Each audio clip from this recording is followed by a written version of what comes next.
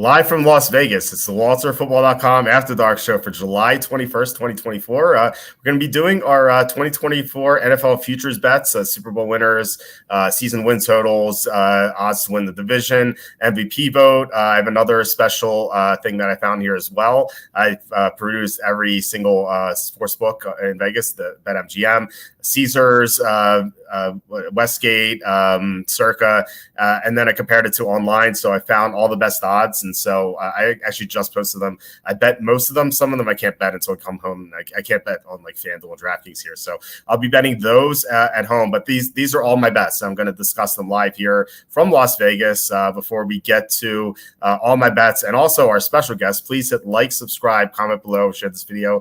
Visit the link in the description from the merch store. As you can see here on the screen, we have a ton of t-shirts here. August is coming up very soon, so that is Gluttony Month. So get your Gluttony t-shirts because it's very important to spread the word that gluttony rights are human rights. Also, I am wearing this Pedo Pete t-shirt right here. I don't know if you guys can see it. I actually got a compliment here. I was walking through the Aria heading home after dinner tonight, and some guy this guy stopped me. He's like, dude, I love your shirt. So yeah, you can get this shirt. It's only $16.65 in this economy. You can't beat that. It's high quality too, as Cassandra has noted on here. So yeah, if you guys want to help support the show, there's that. Also, there's super chats, super stickers. I say this all the time. These YouTube ads pay nothing. They pay less than $1 per show, which is pretty ridiculous. So yeah, most of our revenue here comes from you guys, the super chats, super stickers. Slew and John Sanders have been so awesome with their super chats. We also had in the past, we had Kevin Kovac, Jerem DeGeneron. Like, you guys have been so great in supporting the show, and any future contributions would be amazing. Also, you can go to Amazon and buy my book. It is called Jerks of the College Years. I have a section on my site called Jerks of the Week, where I make fun of people I see around my neighborhood or the gym or at the supermarket. This is basically that, but from my college years. 6 years at Penn State, I ran into so many jerks. So you can read all about that here. Just like humor where people are made fun of. I'm sure you'll enjoy it. Okay, so let's get to our special guest. We have an introduction for him. Our next guest, he needs no introduction, even though we have one, unless this is your first time watching. He's a three-time, not one or two, three-time Rocket League Silver Tournament champion, back-to-back Dare foul shot champion, wow, at his high school, and the best WNBA handicapper in the business. It's QuackyTakes. Tom, how are you? What's going on, Walter? All those things are true. You've heard of that. Tell the two truths and a lie. All three are true, baby. It's great to be here again after a week off. I've been working. I've been working a lot, so I'm sorry that I missed you last week. But I've been keeping busy, and now you're in Vegas, so I'm excited to hear about your. Because I know you do this every year.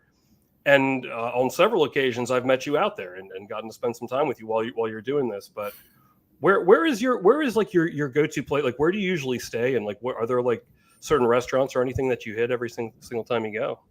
My favorite place to stay out here is the Waldorf Astoria. It used to be called the Mandarin Oriental. But my wife described it as if you have a fetish for Chinese girls or Asian girls, you should stay at the Mandarin Oriental because like you have like scantily clad hot Asian girls walking around the pool. So that's her words. Her words, not mine. That's what she said. So the first few times I was out here, I was at Mandalay Bay and then the Delano, whatever you call it, which is basically connected to Mandalay Bay. That was for the first 3 years. And then, of course, there was that horrific shooting that occurred. And then my wife was like, I don't want to stay there anymore. And I'm like, well, I get it, but like, it's never going to happen there again. Like their security is going to be over the top. But she still didn't want to go there. So I tried the Mandarin Oriental, now the Waldorf Astoria, and it is great. Unfortunately, it's super expensive now, and so I usually stay at the place that gives me the best deal. Last year was Park MGM, which was kind of a dump. I don't want to go there again. Like when I walked in, the floor was wet and the showers were dirty, and there's like this like ghetto couch on. I took a picture of it in last year's Jerks of the Week. It was kind of embarrassing, and the pool was just a mess. So this year I'm at the Cosmopolitan. They paid for my flight, so I was like, I don't know, how can I turn that down? It was the best deal I saw. saw, and it's right in the middle of the strip, which is where I want to stay because I can just walk to Caesars, I can walk to any BetMGM place, and it's a short drive to the Tuscany, which has a Circa casino. So I love the Tuscany. I love the Tuscany. Do you? It's okay. It's okay. I like the sportsbook there at least. So yeah, I'm right here. I'm here at the Cosmopolitan. It's very nice. I actually have a balcony. It overlooks the pool, which is really cool. The only downside here is like the pool's like super crowded, and like the DJ's very loud. He's like DJ at one point. I haven't had much time at the pool yet. I will tomorrow though. But the DJ at one point was like, "Oh, we're taking any requests here," and I thought about like going to him and be like, "Hey, can you quiet it down?" He's just super loud and obnoxious. But I don't know. I just like to just relax and not listen to like blaring music while I'm trying to relax. So like I said, I'm at the Cosmo now. It's okay. Like I said, it's fancy, but it's a little crowded for my taste. Whereas like the Mandarin Oriental / Waldorf is very chill. It's the only casino on the strip without it's the only hotel on the strip without a casino. It's a very quiet place. The people live there too in the penthouses. So you run into some locals. I actually met a doctor who lived up there, and he had a good joke that I like. I was like talking to him. He's like, "Yeah, do you know where to get the best medical service in Las Vegas?" I'm like, "Where?" He's like, "The airport." Because you have to leave to get it, obviously. So So I thought that was funny. He's a nice guy. So as far as my favorite restaurants, I love Posh Burger, which is in Aria. It's great burgers. Used to be there's this place called Evil Pie. It's in Old Vegas. It's like a few minutes walk from the Golden Nugget. I think I know where that is. You know what? It's weird. Like the first few times I ate there, the pizza was amazing. It was like some of the best pizza I ever had. But the past 2 times I've been there, it wasn't that good. I don't know if they changed the recipe or something like that. It was after COVID, so who knows what happened. But yeah, I think as far as like best eating places, our Carbone is really good if you like fancy stuff. My wife and I ate there once. It was really good. And of course, we went to the Hardest Hat Grill. You, me, and my wife, who's my girlfriend at the time. And they have like massive burgers. They have octuple burgers. It's crazy. And if you don't finish your food, they paddle you. There's actually a video out there on the YouTube channel of me getting paddled by. Yeah, you took the video. My wife was laughing as this was happening, and a hot nurse is spanking me with a paddle. I to be honest, I didn't finish my meal on purpose because I wanted to get paddled. After we had been drinking pretty heavily, so we had. You can blame that. Also, if you're 350 plus pounds there, you can eat free. So I should put stones in your pocket. Right. I'm almost there too. So we'll keep reaching for that rainbow. Right. Yeah. One day. But I mean, that's about it. We have a couple comments here. Patrick says, just finished new season of Cobra Kai. Kind of weird how they are splitting it into 3 separate drops for the final season. It felt like a setup for later episodes. I didn't even know it was out, honestly. So I'm glad to hear it. I'm gonna have to watch it. I'm looking forward to it. I love Cobra Kai. Have you watched Cobra Kai at all? Or no, you didn't even watch Karate Kid, right? Right. I mean, I've seen bits and pieces of it, but I know there's a lot of like really like classic films that everyone's seen that I haven't seen. I need to make a list. Maybe next show I'll come up with like a list of like 10. There's a lot of classic movies I haven't seen, but I've seen a lot of obscure stuff, and there are a lot of classic movies I have seen too. But. Yeah. I love Karate Kid, one of my favorite movies of all time. So, Cobra Kai, they've done an amazing job. Like some of these reboots are awful. Cobra Kai is top notch, especially. Yeah, I heard it's great. It's really great. Yeah. Sue says, "Did you see Fang at the?" Well, I don't know. I it's weird. Like I don't really know what she looks like because like we had pictures of her from like 15 years ago, so she might have changed. But I did not, unfortunately, know Eric Swalwell either. Who's Fang? Is that one of your former drinks of the week? No. Fang is the Chinese spy that Eric Swalwell slept with. Eric Swalwell, the congressman from California. He got he got in trouble because he was banging a Chinese spy, and obviously she took all these secrets from him. Typically, they frown upon that, I guess. Yeah. Well, unless you're a Democrat in Congress, and then you could just get to keep your job and be on committees and not be troubled at all. Okay. So like it's amazing how he hasn't gotten in trouble for that. But no, I have not seen the Fang, unfortunately. Love to Eat says Falcons 12 wins. Wow, I have them at 7, so we will disagree. I have no Falcons props though, just because their schedule is so easy. And also, by the way, I talked to Andy, our proxy, who said he wants to be on the show. I asked him to be on the show, and he said, yeah, he would be on the show occasionally this year. He had the same reservation about Atlanta. He's like, I hate the Falcons, but I can't bet the under because that division's so soft. So yeah, it was cool to be in lockstep with him because he's a super smart guy. Can't wait to have him on the show. Were you going to say something? They're going to get 12 wins if Penix is back there. Michael Penix Jr. I love the man, you know? Yeah. Rookie of the put rookie. Oh, that reminds later on in the evening. I've got some futures for you. Don't let me forget. I still contend that Penix Rookie of the Year is worth a sprinkle, 75-1. So. Yeah, it's best I saw out here is 50-1, so it's kind of dropped a little bit. But I'm sure you can find something better online. It's weird how like most or about like half of the odds you're going to see on here, like half of them are online. You think that Vegas would have the best odds, but that's not the case anymore. Right. Lati says, Professor Chu, my man. Love to eat. Good to see you, man. How are you? Yeah, for sure. All right, I don't know if you wanted to get into these or if you had any other questions for me for Vegas. Yeah. I'll tell you what. If you've never, I feel like I would have had to have told you about this place because I was never really into barbecue that much, and I'm also not. You've known me for a while. Like, I don't like seafood, but I'll eat anything. Like, I don't need to go to like a fancy restaurant. Like, you take me anywhere, I'm gonna be happy. But I was never like a huge fan of barbecue. But there's this place in Vegas. It's in between. Like essentially the Tuscany, it's right next to the Tuscany, essentially, kind of between there and the MGM Grand. It's called Ellis Island. It's like a hole in the wall casino. It's connected to like a Super 8 motel. It looks like all run down, and you're kind of like, what is this, man? I never liked ribs until I went there.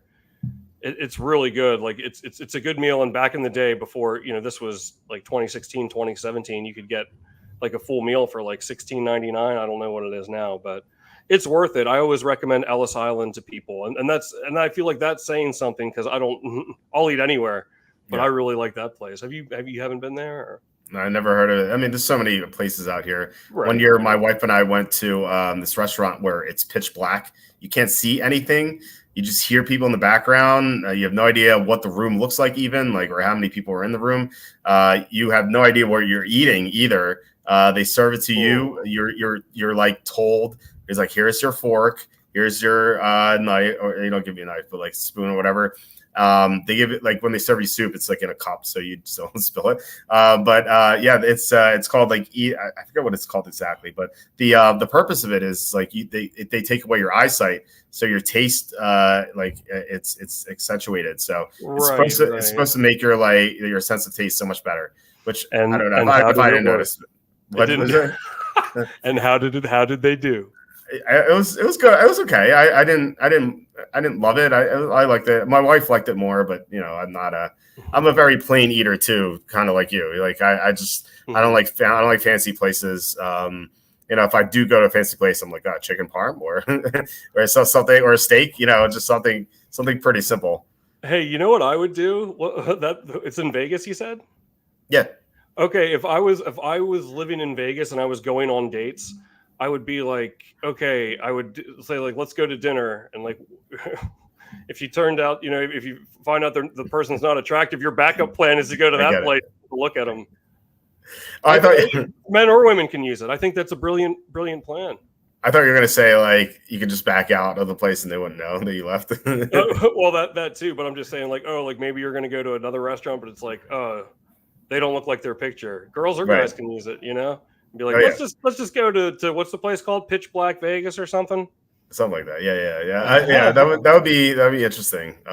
That's so. If you live in Vegas and you're dating, think about that and just just give me street cred when you use it. It's my system. So yeah, it was pretty cool. It's like, interesting because like you didn't know where you're going, so like you have to like the person leading you, like your server is wearing night vision goggles, and you have to like hold their shoulders. So I was holding this dude's shoulders, and my wife was holding my shoulders. So he like led us to our table, and then he's like, "Here's feel your seat," and I like sit down. Is so weird. No, it was pretty cool. It was like a. I don't think I'd do it again, but it was cool. Like one time experience. Yeah, I don't think I'd like not knowing what I'm eating. Like, you ever have like a drink and like maybe you get like absent-minded for a second, you forget, like you're expecting one thing and it's another. Like one time I thought I was drinking water and I grabbed like the cup without looking. It was Diet Coke. It's like a shock to the senses. Yeah, I hear you. Yeah, like one time I was when I was a kid. I had like, of course, Ecto Cooler juice box, but like I reached and I grabbed someone's juice box by accident, and it was something different. I was like, I definitely hear what you're saying. It's a weird shock to the senses. I don't like that. I remember, I don't know, well, kind of related. Like when we had like Halloween parties in elementary school, they would have this thing, and it was like, put your hand and like you can feel like, I don't know, it was like something, it was going to be, you didn't know what it was, and it was just like. It was like grapes or something. They're like, oh, it's eyeballs. You know, it had like some sort of scary theme, but like you didn't know what I don't know. It seems like similar to that. I don't like that stuff. I don't think I'd like to not know what I'm eating. Yeah, I mean, they tell you what it is, but you can't like see it. So you could choose like spicy, sweet, or savory or something, or I don't know. It was like I said, it was okay. Like I'd recommend it just to do one time. I wouldn't do it again though. Just because I've been through it. Lefty says Fang Fang, a badass Marvel villain. Yes. That'd be pretty good. Patrick says, Quacky, since you love Rocket League, have you played Lucio Ball on the game Overwatch? It's one of their seasonal events. No, Patrick, and how's it going, man? Thanks for joining. I haven't played Overwatch yet. I'm kind of new to gaming. I was originally doing Super Mario speed runs like a year ago because I just wanted something happening on the background while I banter about stuff. So like I just, I happen to like get pretty decent at it. But like a lot of the big, I guess my point is a lot of the big name games, I know of Overwatch's prowess and its popularity, but I've never played it. So maybe I should check it out. I take it. Let me know if you play as well. It sounds like you do. But I've never heard of this, but I'll take your word for it that it's good. You've never heard of Overwatch? I mean, even I've never played it, but I never heard of it. Oh, okay. No. Just play my Nintendo Switch. Okay. I love sushi. I hate sushi. It's disgusting. This is a no seafood zone. This is a no seafood zone here. I just qualify as seafood. I mean, it's raw fish. I don't classify it as seafood though. I always think it's fish was in the sea, wasn't it? Yeah, but I don't classify it as seafood. If it came from the sea, it's seafood in my book. I guess I don't know. It feels like its own category. Fair. Okay. Well, I don't like seafood or sushi. but since if we need to be particular about it, no. But like, what I just tell everybody, because most people really love seafood. In fact, like I get funny looks when I tell people I don't like seafood. So what I just do? I just tell them I'm allergic. That's the least amount of follow-up questions. Like not even lobster? It's like no, like I don't. What about fried shrimp, Tom? What about fried shrimp? Yeah, it's like they just start. Oh, like not even salmon with. No, I don't eat any of it. So I just like only once have I gotten a follow-up question. I just say, "Oh, I'm allergic." Guess what the follow-up question was? What happens? Oh, so I was like, "Crap! I didn't think this far ahead." So I just told him that I start vomiting everywhere. Nice. Which I don't like. Then that's where the follow-up questions end. Okay. That's what they say. Like if you're going to like call off of work or something. Just say that, like, I had a buddy from Penn State. His name was Ben. He would literally email the teachers if he couldn't make it to class and be like, I have diarrhea. I can't come in because he's like, he was so adamant about it. He's like, there are no follow-up questions. There are none. Right. Like, because who wants to get into that further? And he said it never failed. Yeah. What color is your stool? That's never asked. Yeah. It's like, well, how many times did you have to go today? You know what I mean? No one's going to ask about that. So no, of course not. No. Yeah.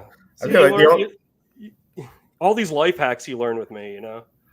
The only thing I know I'm allergic to is amoxicillin. I get like super high. Like I get like these insane hives. I could just get at the. Take some other, it's crazy. I couldn't even type. Like it's just so painful, so horrible. Sue says, Quacky, I'll eat anything is back to eating ham. Okay, I guess that's fair, Slew. I'm not back to eating ham. If I was eating like an Italian sandwich or something, I would, but not that thick ham. I can't do it. I guess I have become a pickier eater in my older age. It's weird. Like I used to eat like literally. I mean, I would. Well, I wouldn't like eating the ham. I'll tell you that much. But I guess I would. As opposed to like seafood, like I actually don't think I could stomach it. So I mean, maybe my claims of being allergic aren't unfounded, but they're not officially diagnosed or anything like that. I love ham. Ham's great, I think. It's too thick, man. Like that thick stuff they serve on Easter. It's a weird texture. I don't like it. Oh, I like it. I know I'm in the minority there, but yeah, I get it. Hello, is this an Aaron Rodgers restaurant? It might just be. Might be.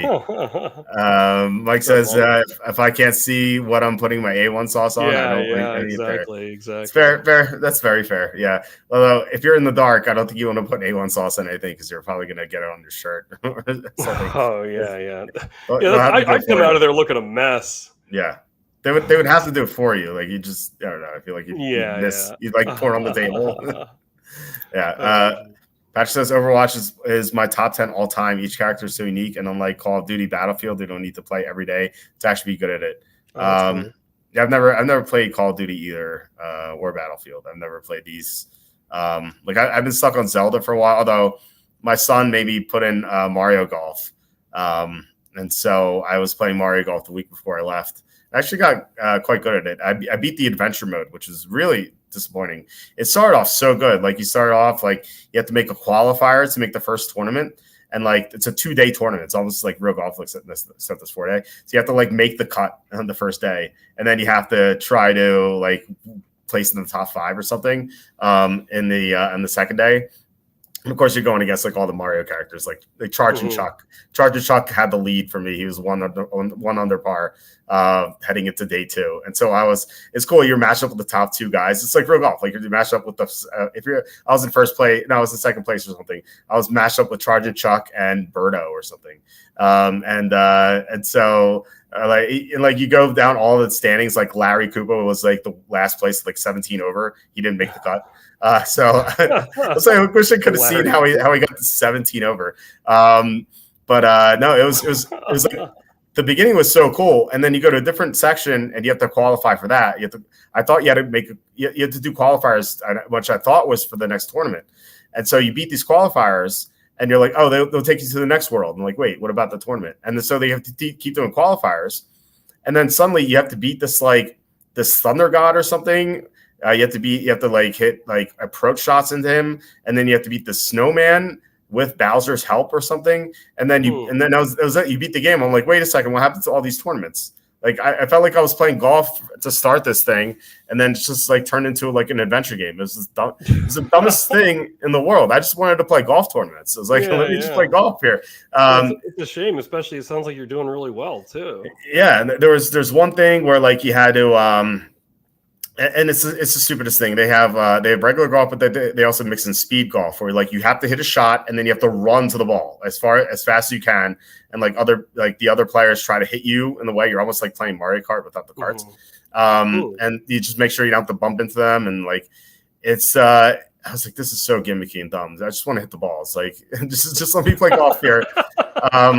But then there's one section where you have to beat Luigi and Donkey Kong, because they were so like they're the top golfers here. They're basically like Scheffler and McIlroy, not McIlroy this weekend, but like you had to beat them in speed golf on this like really hard course, and it took me like 4 times, but I finally beat them. And that was the last time we played golf. Like that was it. It was such a disappointment, man. I was so disappointed. The game itself, when you're actually playing golf, is actually really good.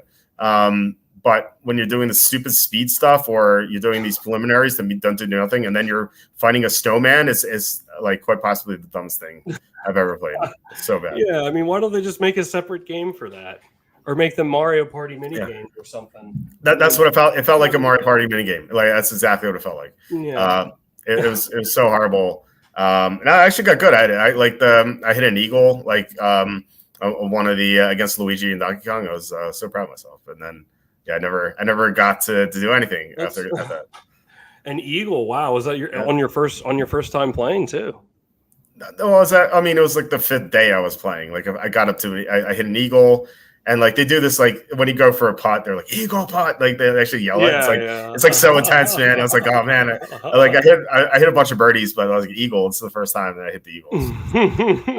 But no, they have a mode where you can just play golf with your friends, and that's good. But like I felt like the adventure mode should be like you do all these tournaments, you play better golfers as you go along the way. Like that kind of makes sense. Eventually get to like 4-day tournaments. I think that'd be really cool. But they screwed the whole thing up with this dumb speed golf. I was so disappointed in it. It was really disappointing. That's so annoying. I think it made me think of this story. I think I know I've told you about this. It's called, maybe I brought it up on the show before, but it's worth bringing up again. This game on NES, original Nintendo. It's called The Fantastic Adventures of Dizzy. If you've never heard of it, I'm not surprised. I've never met anyone else that's heard of it before me telling it. So I started playing that game when I was 7 years old. And this is back in the time, my cousin and I, we couldn't beat it with Game Genie. This is like, you can only carry like 3, you're this family of eggs. And this evil wizard Zax comes and sets these spells on you, and you hit like complete all these puzzles. It's freaking impossible. And this was like, so we started playing it like pre-internet. So like we couldn't like look up what to do.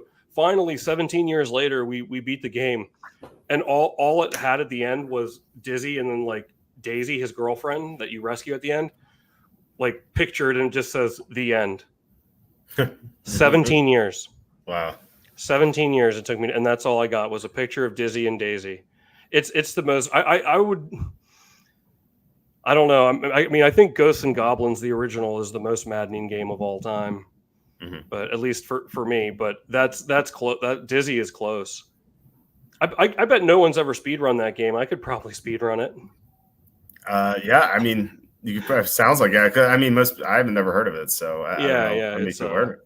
So anyhow. I'm getting off track here. So we're on, since we're on the topic of Vegas, Walt, this is funny. I've never actually like really asked you this. It's despite like I know like you come out here every year.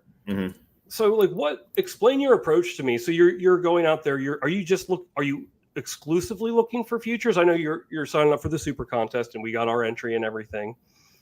But are you just doing futures now? And like, do you know what the lines are before you go, or are you just going kind of checking, coming back? How many casinos are you hitting? Lay it on me here. I want to know the whole approach. Yeah. So my process is, I try to make it like the first morning I'm here. So I got in Thursday night, Friday morning I met with Andy, our proxy. We met at the Westgate and we signed up there. And then we went to, while I was there, I got all the latest odds there at the Westgate. Then we went to the Tuscany to sign up for the Circa Million, which I also enter. And then I got the odds there, and then we had breakfast. And then Andy departed. He had to meet with some other clients. So I took a cab or an Uber to Caesars, and I always do this because you have how the strip is structured. You have like Caesars, and then you have the Bellagio, and then you have the Cosmo, and then you have the Waldorf Astoria / Aria. You keep going that way.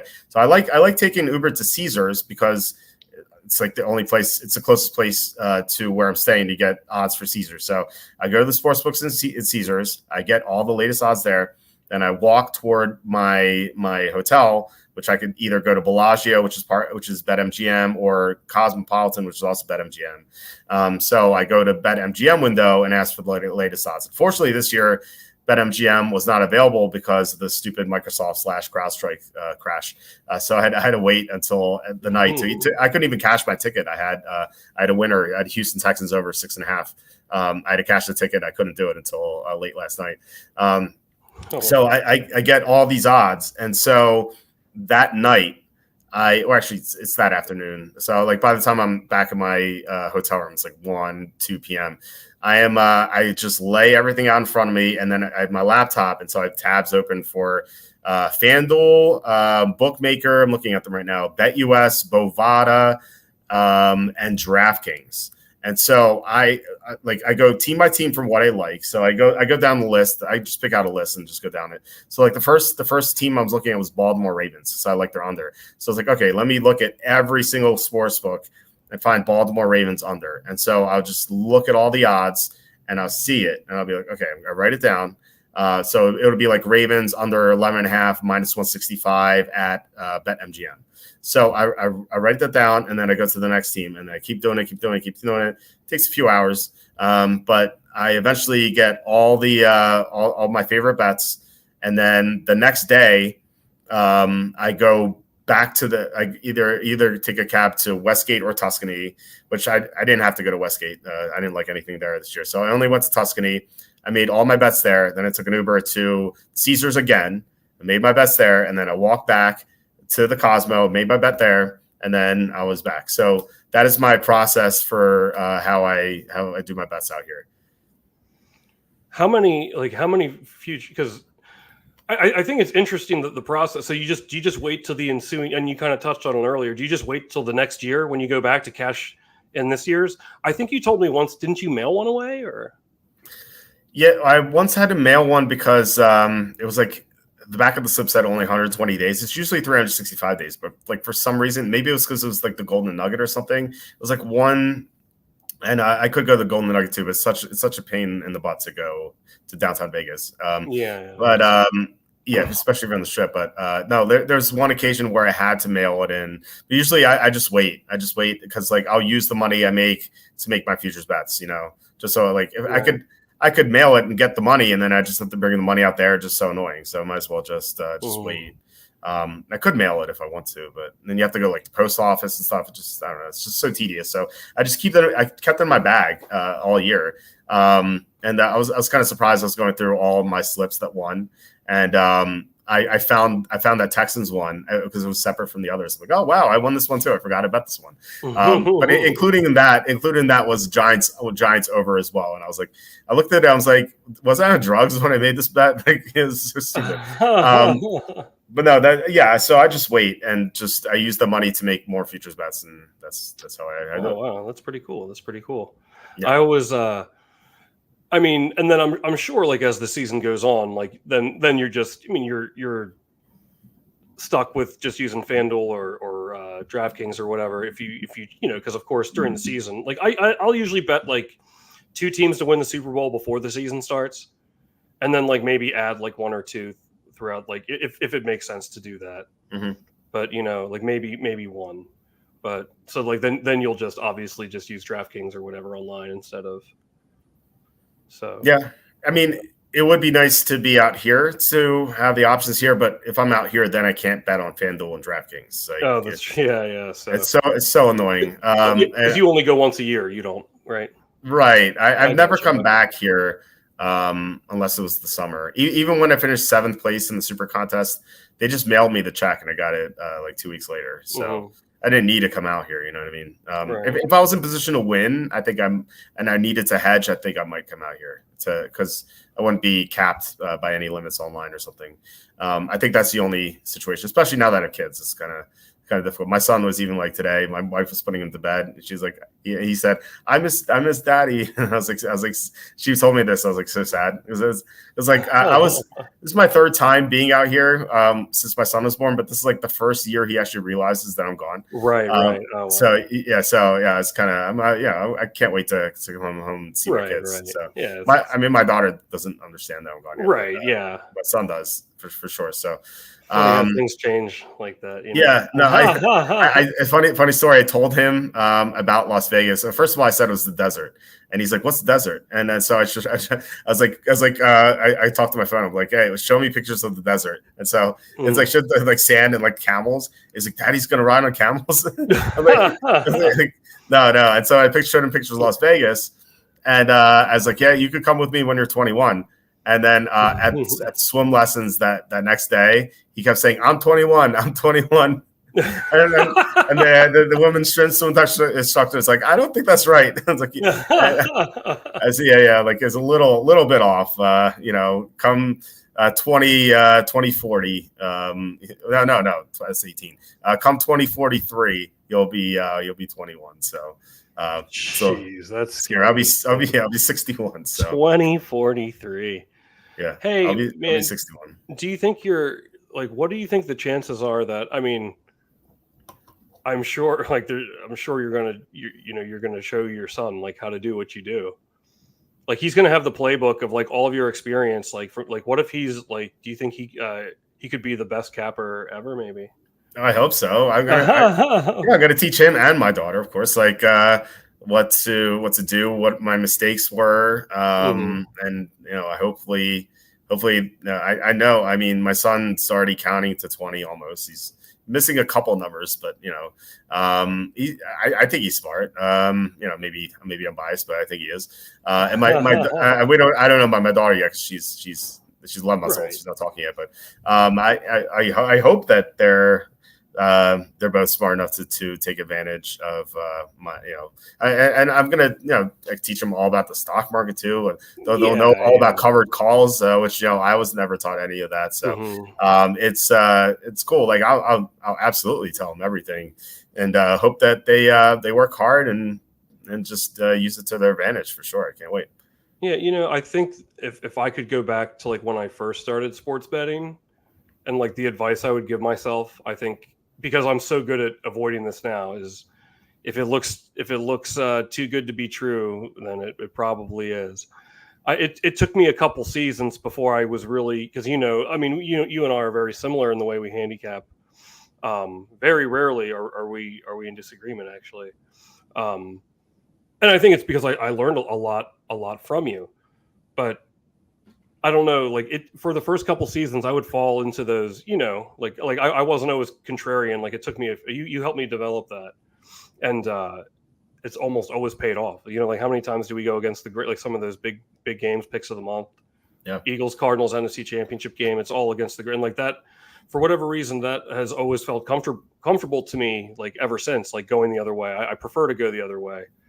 And I like going against the grain with these picks. Most of the time I'm right, but my flaw is, I think, I'm just monologuing here. My flaw is that sometimes I take that a little too far. Not everything's a trap, But I would say more often than not, I'm right. And then, for example, to close this out real quick, how about the hockey picks I send you? Have I ever sent you anything other than an underdog? You know what I mean? Like I don't know. Go ahead. What were you going to say there? No, I was going to say that, to add to what you said, if it looks too good to be true, shouldn't bet it. However, I think it's important to note that like sometimes you might know a lot more than the public, and in your mind, it looks too good to be true, but the public doesn't see it that way. So just like you might be like too deep in the forest to see the trees. You know what I mean? Like at some point, if you're that advanced in your handicapping, so it's important to note like what is exactly too good to be true for the public, and not for you, and not for your knowledge. You know what I mean? I'm not going to say it's because I'm advanced, but the forest through the trees, like that happens to me every now and then. You've seen me do it. I mean, but like my friend Lou does this same thing. He'll be like, I already know what Tommy's going to like here. And then he'll try to tell me, he's like, not everything's a trap, Sometimes I'll take it a little too far. But yeah, like I prefer, in fact, I hardly ever bet favorites, but I have gotten better about mixing that in. I used to never, ever like bet a favorite pretty much. Mm-hmm. But I'm going to, that is one thing, and we'll get into that later about like the super contest approach that I want to, because like it does look weird submitting a card of like 5 underdogs, Yeah. I think you have to sprinkle some in there. Yeah. Anyhow, but yeah, that's the advice that I would give people if it looks too, if you're starting to sports bet, if you haven't started already, don't start. But if you've already done it, then here's the advice. Yeah, if it looks too good to be true, just maybe stay away. Yeah. Sue says, hi, in Vegas was 112 today. How did it feel? Yeah, not too bad. There's no humidity, which is a plus. It's still 112. Some of my time it was in the pool. I spent a lot of time here in the hotel just finishing stuff up, just make sure the bets were good. And I had to do my 2026 NFL mock draft just because I know I'm not going to have much time when I come home. So I was doing work today just to make sure I'd got everything done so I could just relax tomorrow. So it wasn't too bad, although I did walk from Caesars to the Bellagio. It's like a 5-minute walk. Even though it was like hot, but it wasn't that bad. It was I've definitely had worse though. Like I'd rather have 112 no humidity than 99 and humidity, which is like we had that in Philly last week. Same. Yeah. I don't like it gets hot out there, but I don't mind the dry heat. Yeah. So as much as like, here in Florida, like it's bad. I don't even for me, because I like warmer weather, and it's the humidity is getting to be too much. Yeah, as long as you're hydrated, like you're fine. Just like no humidity means you have to be hydrated. So anyway, let's get to these futures bets. These are everything I've bet out here, or will be betting when I get home, because I can't bet on FanDuel, DraftKings, and I'll tell you which sportsbook I made these bets at, and how much they are. So I'm going to go down the list here. I've posted everything. I just posted this right before the show started. All right. So first up, Baltimore Ravens under 11.5 wins minus 165. Okay. So I found a bunch of odds here. I found like under 10.5, like it was like plus 110 or something. Found under 11 at minus 122. I considered doing that. But under 11.5 minus 165, that was what I chose to do. I bet 2.64 units, $264 to win 150, 160, it should say. It's 160. This is at BetMGM. I like the Ravens under for sure. And the only way we lose this is that they go 12-5. They play in the toughest conference or toughest division and conference in the NFL. They lost 3 offensive linemen.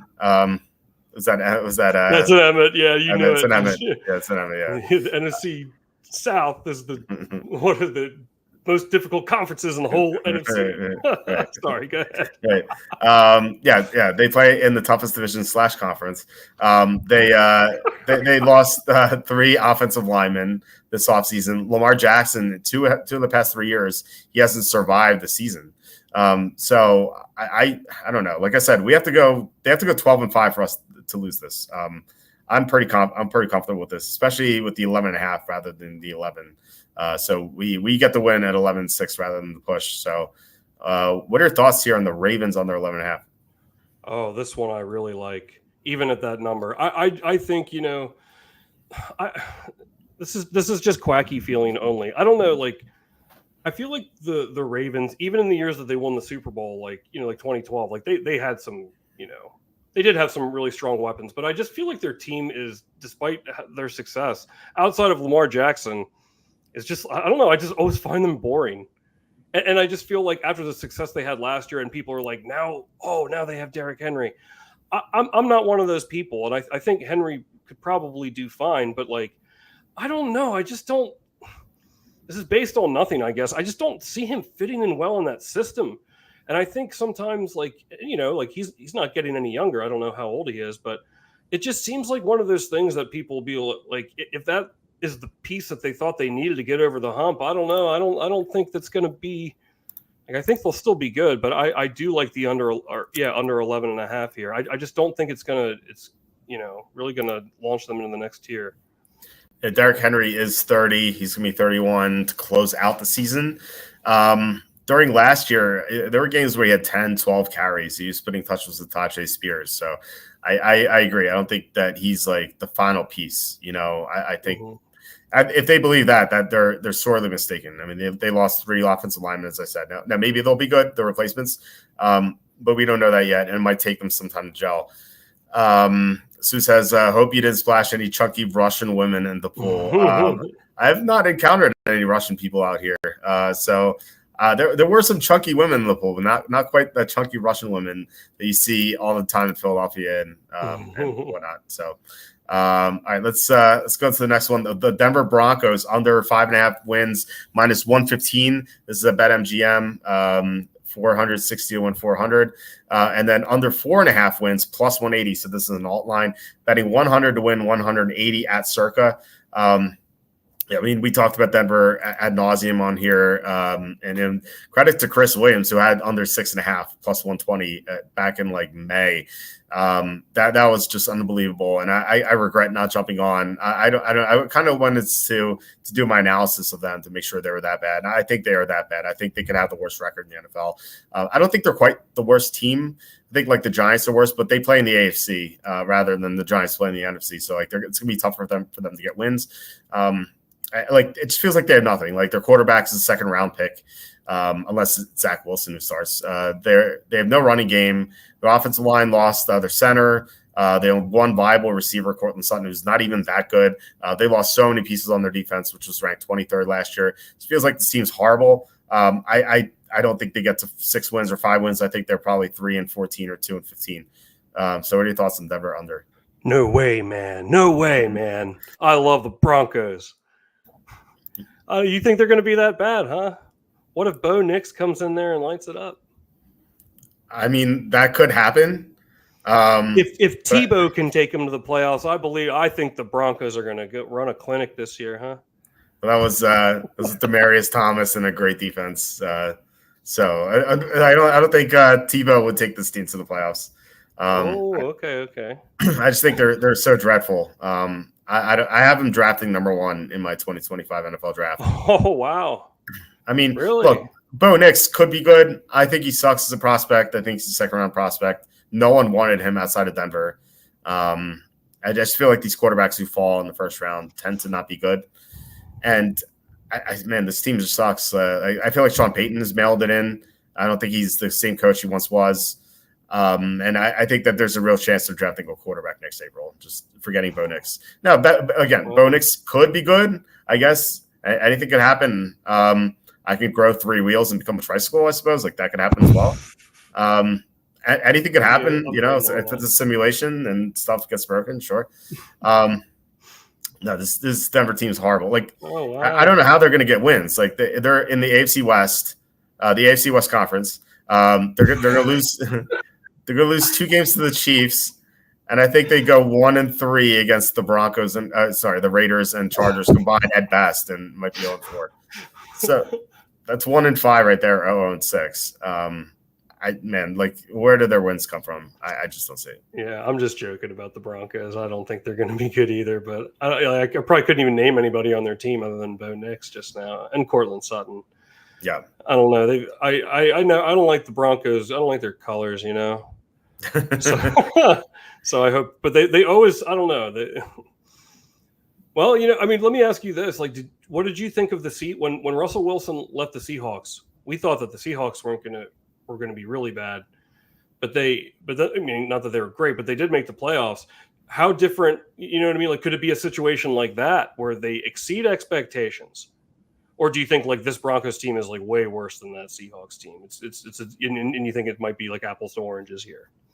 Yeah, but that Seahawks team was a playoff team with Russell Wilson, and then he left, and then they were still a good team. Like the problem is like you thought that Wilson to Geno Smith was going to be major regression, and it wasn't because Geno Smith was coached up really well with Dave Canales, and then last year with Greg Olsen.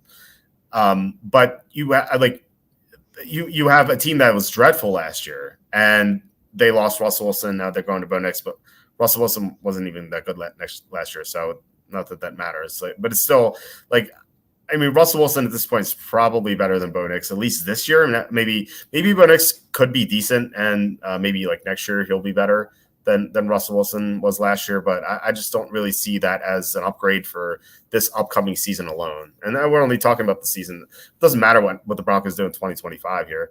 It just matters what happens this year. And I think this year they're really going to struggle. What are the odds? I'd like to see what the odds are for fewest wins. Because I told you maybe a month or so ago that I really like the Patriots for fewest wins, but I wonder if both of them are. Maybe if you bet them both. I have it right here. Fewest wins. This is a circa. The Patriots are plus 350. Broncos are plus 450. I don't think I was looking at it. I didn't see anything like that stood out. I can read them off. If you guys see anything, let me know, or hear anything you like, let me know. So Patriots plus 350, Broncos plus 450. This is for most regular season losses. Panthers plus 650, Redskins 10-1, Titans 12-1, Giants 13-1. Maybe that one. Cardinals 15-1, Vikings 16-1, Raiders 20-1, Saints 20-1, Buccaneers 24-1, Seahawks 30-1, Colts and Rams and Steelers are 50-1, Chargers 65-1, Browns and Jaguars 70-1, Bears 80-1, Dolphins 100-1, Eagles 125 to 1, Falcons 125 to 1. Then you have like some of the best teams: Bills, Jets, Packers, Bills, Jets, Packers 150 to 1, Bengals, Texans 200 to 1, Cowboys, Lions, and Ravens 300 to 1, Chiefs 350 to 1, 49ers 500 to 1. Just throw $1 on the 49ers, like maybe everyone gets hurt. Even if they do, their backups are better than some of these other teams. Well, I don't know. I actually feel, I mean, if you want to just play a game of hedging, I think if you bet both, you said the Broncos were plus 450 and the Patriots were plus 350. I like the Patriots a lot. I think they're going to be terrible. But I mean, if you bet them both, I feel like it's a good chance it's going to be one of these two teams. I think the number sucks, though. It's going to be some team that's in the middle of the pack, and they have a ton of injuries, and they're just miserable. Like, if the Saints lose, if Alvin Kamara always gets hurt. If Kamara gets hurt, if Chris Olave goes down, he's their only, like, viable receiver. And let's just say that they lose some defensive players. Like, that team's going to be awful. So, like, the Saints 20 to 1 seem okay. Giants at 13 to 1 seem like that's the best value on the board I see. But it is going to be like Seahawks 30 to 1. That could be it. Like, they've lost so much personnel. We'll get to them later. I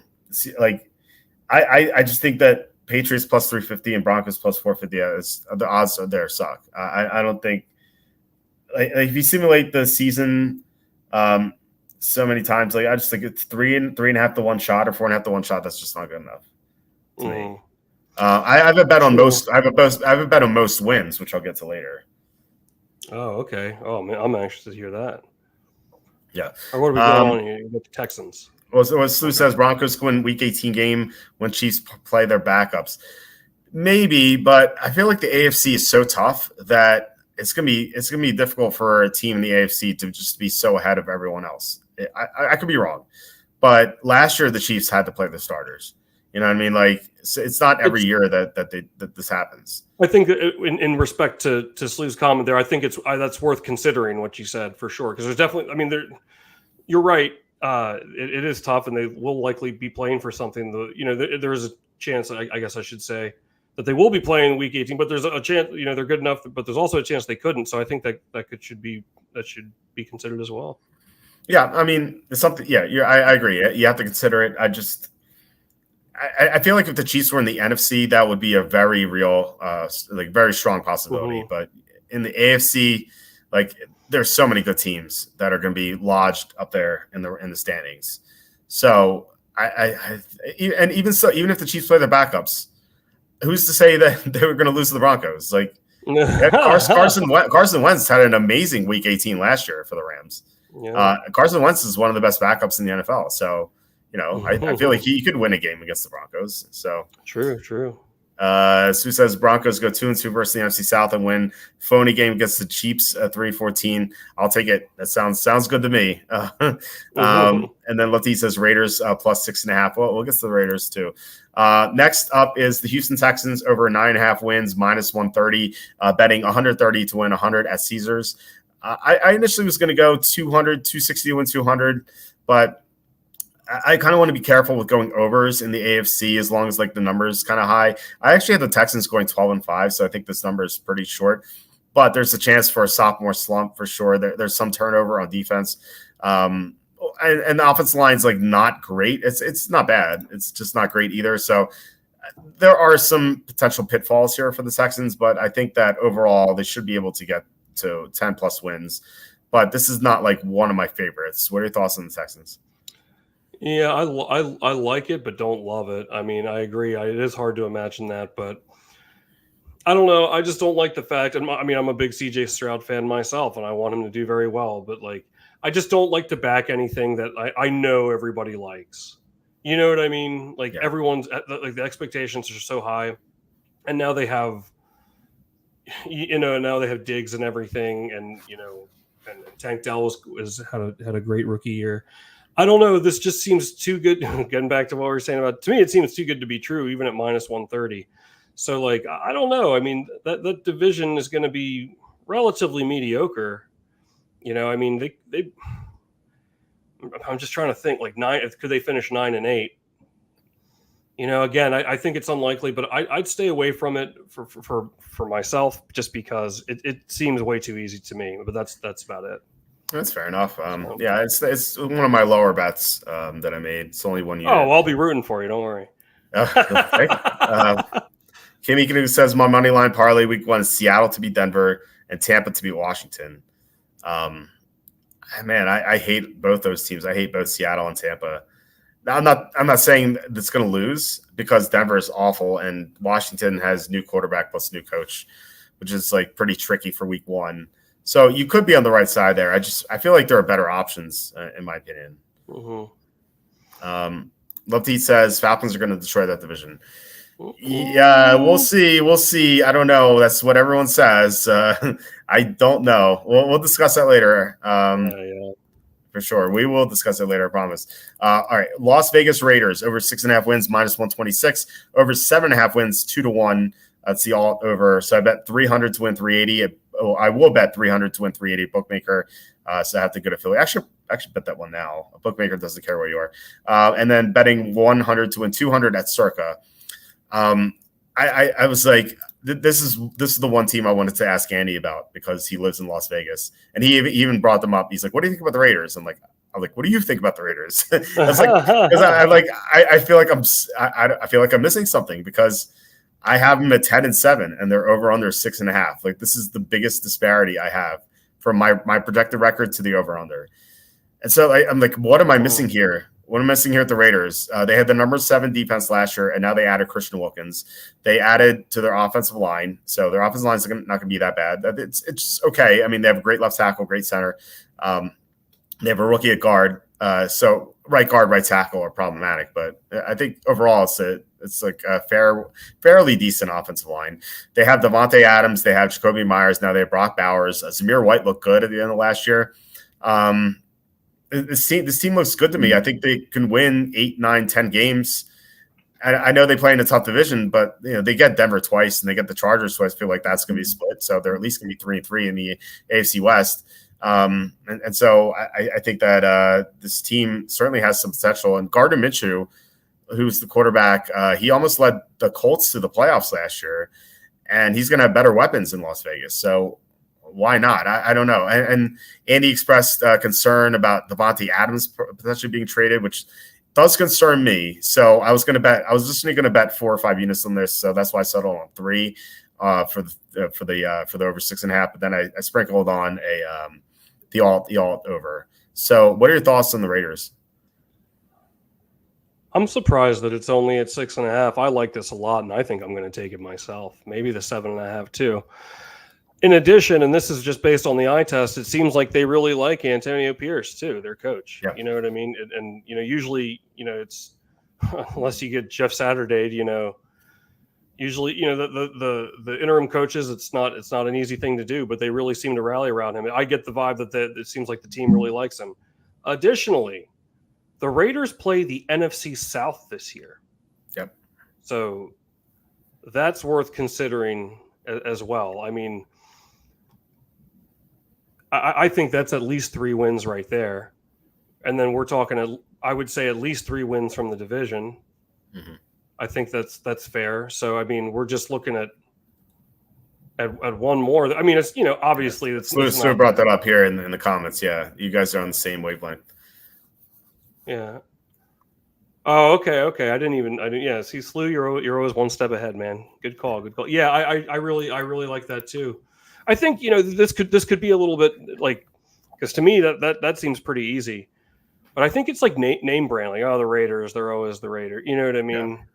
Yeah. Especially with Brock Bowers, like, you kind of got me turned on to him. You said, he could maybe be offensive rookie of the year. We have high expectations, and it sounds like he's a player that maybe, people like he'll exceed expectations. Maybe the bar isn't set too high for him by the public. So I really like this team. They played well down the stretch last season. So I think I'm going to take this one myself. Okay. Glad to hear it. Next up, we have the Los Angeles Rams over 8.5 -150. Big sucks. But it feels like the public is not on the Rams very, very much here because Aaron Donald retired. And it's kind of like what I heard from Andy. He said he loved the Rams except for Donald retired, but I like some of the moves they made. They added a lot to the secondary, which was a big problem last year. They have Puka Nakua's coming back. Their offensive line is, I think, top 10 in the NFL. They have a great running game with Kyron Williams now. And if he gets hurt, they have Blake Corum to come in. Oh yeah, I love Corum. Yeah, they're coached extremely well with Sean McVay. Matthew Stafford's still there, and you have to worry about a Stafford injury. But again, he's protected really well. I think I have the Rams at 12-5 in my projected record. So over 8.5 seems like a great number to me. I know the vig sucks, but I'm betting 300 to win 200 here. I really like the Rams. What are your thoughts here?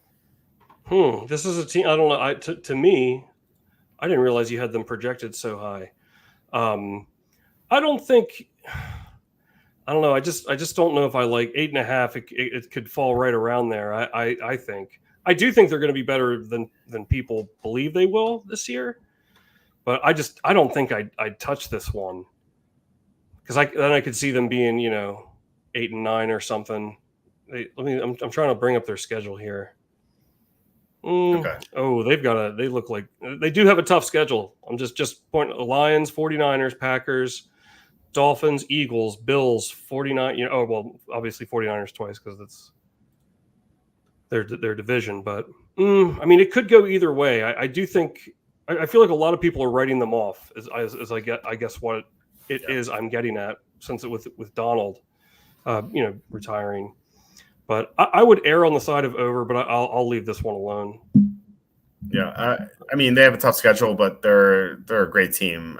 They went toe-to-toe with the Lions in the playoffs last year. Yeah. They really could have won. They screwed up in that game. They easily could have won that one. I like the Rams, especially with the upgrades they made in the secondary. Minnesota Vikings under 7.5 wins, -170. So I wrote here, it's a tough pillow to swallow, as our friend Emmett also once said. Wait, who said that? Emmett? Who else would have said? Evan. I think he said Evan. No. It's a tough pillow to swallow. Who else would say that? Me. You're right.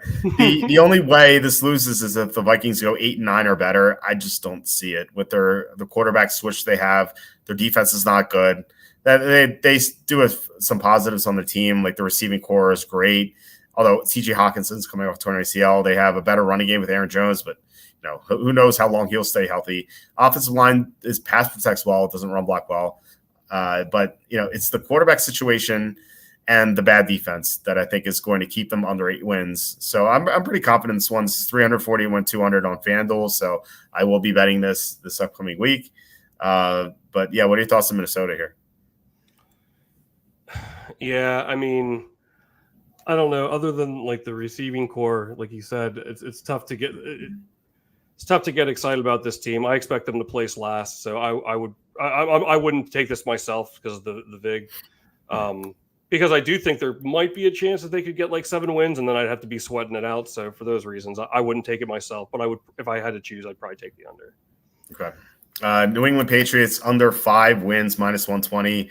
So there's a lot of 4.5s out there. I found a 5 at Westgate, so I bet that one. It's betting 360 to win 300. The Patriots can be horrible. They won 3 games last year, they won 4 games last year with Belichick, and so like they're going to win more games. They're going to win 6+ games without Belichick suddenly. I just don't see it. Like they have Drake May, and maybe he's going to be amazing, but Jacoby Brissett is slated to start. They have a horrible offensive line. They have no number 1 receiver. Hell, they don't have a number 2 receiver. And the defense should be good, but they're not going to be coached up by Belichick anymore. So I feel like this team is going to be major regression. And you talked about them having the worst win. So I imagine you like this one, right? I really do. And I'm surprised that the number is 5 or even 4.5. I expected 3.5. I think, I'm definitely going to bet this one if you could get it at 5. 4.5, I like too. I might find an alt at 3.5. I would take it. Maybe I can get some good juice on that. However, I am going to be betting Patriots money line week 1 against the Cincinnati Bengals. And I don't care what any of you say. I don't, because I think that this is going to be a situation. I remember this well because 2 seasons ago, I bet the Bears to have the fewest wins. And the Bears started off 2-1. Mm-hmm. And my bet ended up hitting. Remember, that was when Lovie Smith won the game on purpose. Because the Bears ended up tying with the Texans then, right? Yeah. And it was, they call that the dead heat rule, since it was 2 teams and you get half the bet. So I did win, and I didn't think it was going to happen, especially after they started out 2-1, but they only finished with 3 wins. I think something similar is going to happen here, because it's going to be like, they're going to be on their knees all week after week. Like, can you believe? Like, no one would ever think that would happen, right? And then they'll be garbage the rest of the year. I bet they're going to be like the Jaguars that won week 1 and then finished 1-15. Yeah, they ruined everyone's survivor pool, and then they didn't win again. Oh, I'm telling you, don't take Cincinnati in survivor. Yeah, I mean, look, I'm not saying I think it's definitely going to happen, but like, just given Cincinnati's week 1 nonsense, like in the Burrow era, like they can't seem to get it together, even though they are, obviously a very strong team. Yeah, I wouldn't mess with that, not even against the Patriots, because like it just seemed like that would be an interesting storyline. Like, also, like, that they're going to be pumped up, like Belichick or not. Like, there has to be like some semblance, and probably a strong semblance of the structure and culture that they had there. You know what I mean? New coach or not, like, I don't think they're just going to like roll over. They're going to come out tough, knowing that they are the underdogs and that no one thinks anything of them. So, I mean, I think they could be a little bit motivated, as opposed to the Bengals, who already struggle when they're trying in week 1. And don't they play on Thursday the next week or something? They played against the Chiefs. They play against the Chiefs in week 2. Okay. So, that's what it was. They have like a bit of a look ahead. I'm telling you, man, and obviously the Bengals could run a clinic on them, and that's probably the most statistically likely thing.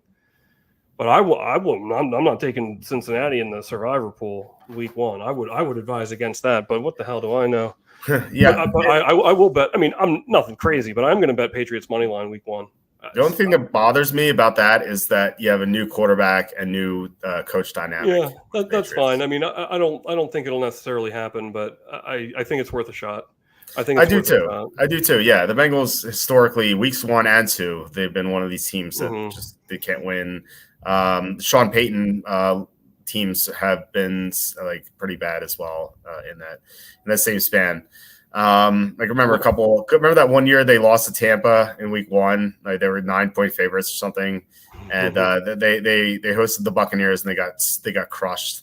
It's like one of those teams. They're like no one at Tampa either, So I think that Patriots money line is definitely worth a shot. I kind of like that. So I definitely like the spread as well. New York football.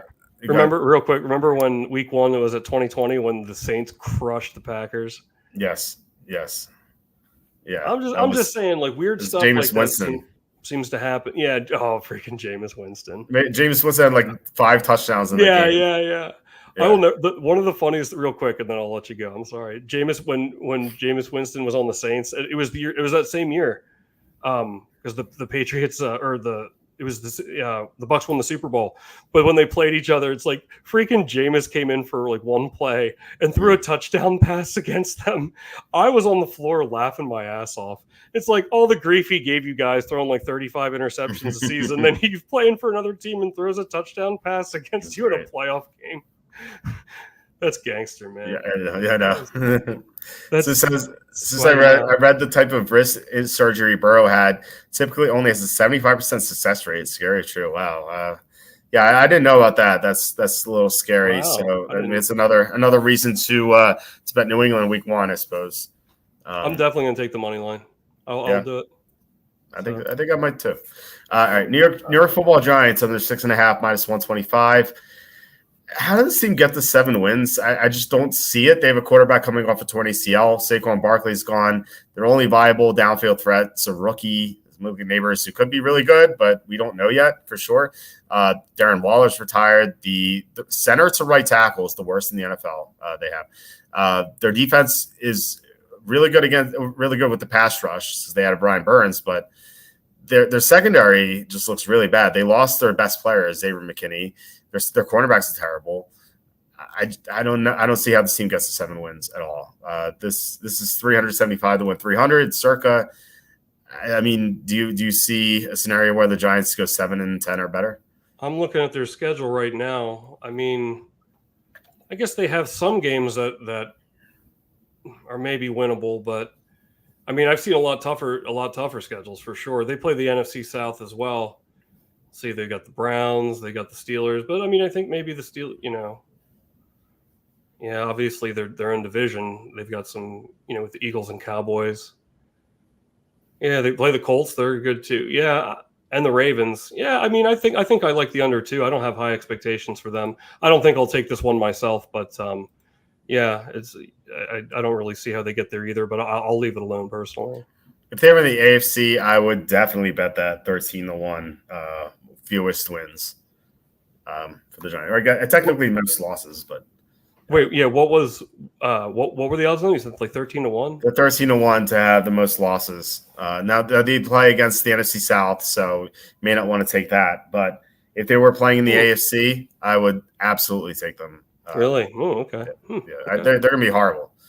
So I don't see how they get the 7 wins. But we're going to stay in the division here. Philadelphia Eagles over 10.5 wins, minus 130, 260 to win 200 at BetMGM. I love the Eagles this year. I think they have what it takes to win the Super Bowl. They have Jalen Hurts, who's fantastic. They have Saquon Barkley now in the backfield. Their offensive line is still top 5. Their defense still has a great pass rush. The secondary was weak last year, but they added 3 pieces. They hired Vic Fangio. They added Devin White to the linebacking core. I love this team. And they should be able to get more than 10.5 wins. So, yeah, I'm betting them. What do you think? I mean, you've heard me say it several times before. Take advantage of this Eagles. This team started 11-0 last season, and then had 10-1. 10-1. Was it 10-1? Okay. Yeah. They started out very well, obviously, and then people seem to forget that with all the injuries, they had a lot of liabilities and injuries on defense. Obviously the addition of Barkley, is really going to be helpful to them, and I think I think they're going to be. At the beginning of the season, that's why I'm saying this is why I love the Eagles so much in Week 1 against my Green Bay Packers, because anyone's going to remember is how horrible they looked in that playoff game against Tampa. That was an absolutely pathetic display, and I take no pleasure in saying that. I like this Eagles team, and I'm betting this Eagles team to win the Super Bowl this year. So you're damn right, I'm taking over 10.5 wins. But I'm telling you, I think this is as low as it is. I mean, if it was 12.5, I might consider it the over. But I really do believe it has to do with, it's like the hangover from last year. They looked absolutely dreadful. That was one of the worst playoff performances I've ever seen. Yeah. But they're going to, Hurts had like a broken thumb or something that whole time, right?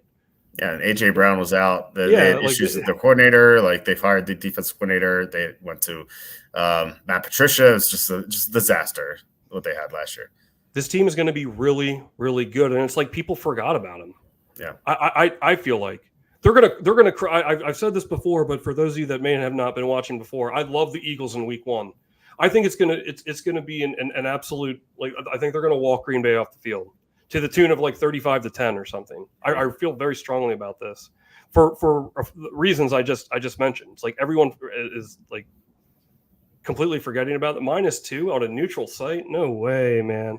And the other side of it is look what Green Bay did at the end of last season. And it was amplified too because they beat Dallas. It got even more hype, Mm-hmm. So I think any team that bets Dallas gets overhyped for sure. Yeah. So here we are, and look, the future is as a lifelong Packers fan, the future is very bright for them, and I think they're going to be very good this year. But at the end of the day, all their receivers and Jordan, they're all second and third years. Mm-hmm. Give me the team that, and really Green Bay looked pretty bad at times last year early on, and then they really turned it on near the end of the season and looked really good. Give me the team that's been to the Super Bowl with the vet, you know what I mean? And this, I just think everyone's going to love the Packers as underdogs here, and I think the Eagles run a damn clinic on them, unless there's an injury between now and then, in the preseason. I'm really thinking about throwing down on this one, Walt. I feel very strongly about it. Awesome. I I have more Eagles stuff to go later. Sue says they took a flyer on the Eagles starting 5-0 at 8-1. Where was that? So kind of interested because look at their schedule. So they get the Packers in Brazil to start the season. Week 2, they host the Falcons on Monday Night Football. Then week 3, they play at the Saints. Week 4, they play at Tampa, a revenge game from the playoffs. And then week 5, after a bye, or it's week 6, after a bye, they host the Browns. So I like that. I think they go 5-0. So I'm kind of curious where you found that. So I have some interest there. Like I said, I have more on the Eagles to come. Yeah, I'm interested in getting into that because I'm definitely going to take them to win the Super Bowl too. So. Okay, Seahawks under 7.5 wins, plus 135. We got plus big on this one. I don't quite understand why. Sue says that MGM better in May. Okay, thanks, Sue. Let's try to find it there. Seahawks, they lost a lot this offseason. They lost all 3 starting interior offensive linemen. They lost all 3 starting linebackers. They lost both starting safeties, and they lost their head coach. And also they lost their offensive coordinator, Greg Olson, who was coaching up Geno Smith after Dave Canales left. So they have a brand new coaching staff. They have a brand new interior offensive line. They have brand new safeties, brand new linebackers. This team is going to have to gel. They play against 2 tough opponents in that division. And Arizona is going to be better because they have Kyler Murray back. So there are no easy wins in that division at all. And it's not like they play the NFC South either. So they don't have the luxury of playing those teams. So Seattle has to go 8-9 for us to lose here. I don't see them getting to 8-9. I like the under 7.5 a lot. What do you think? Yeah, I like it a lot too. The only thing that concerns me is it seems a little too easy.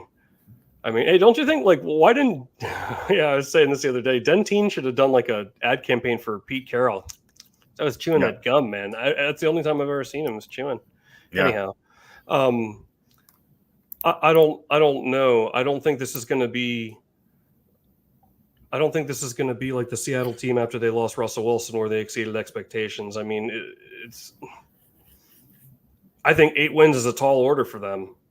I'm surprised you're getting plus 130. Like that's what's kind of concerning to me. Why are we getting plus 135? That seems really good. That's the only because I do like the under, but I won't take it myself because I'm, that seems like a fantastic number to me at 7.5. So, well, they were 9-8 last year. I feel like people are used to them being good, so that could be the reason why. Maybe I don't know. I haven't heard anything like over negativity about the Seahawks. Just feels like people haven't caught on to how bad they're going to be. That could be it. So it might be like, yeah, you said it looks too easy, but I don't know if the public realizes that.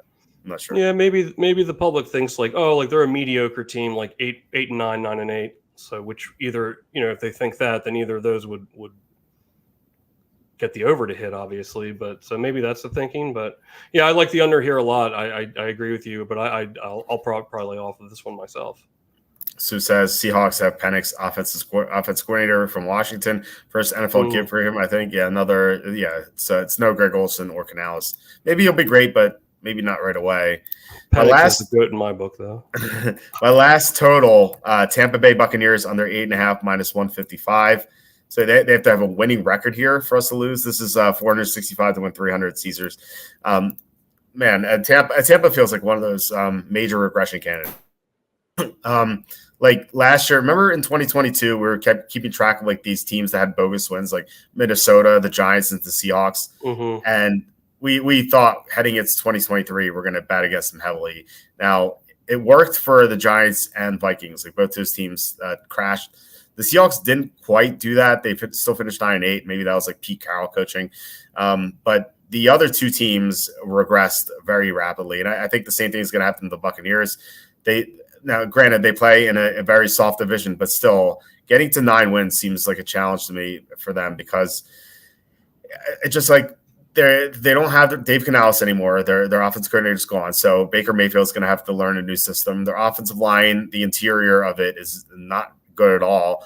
Their defense has regressed a lot since that Super Bowl run that they had. It just feels like the team's just not that good. And they lucked into so many wins last year. It's ridiculous. Mm-hmm. I think that they're definitely a candidate to regress. I think they win like 5 or 6 games this year. I'm looking at their schedule here. They do. I mean, they have some some perceived cupcakes, if you will, but they also have. I'm just skimming down the list here in no particular order. Lions, Eagles, Ravens. In back-to-back weeks, they have the Chiefs and the 49ers.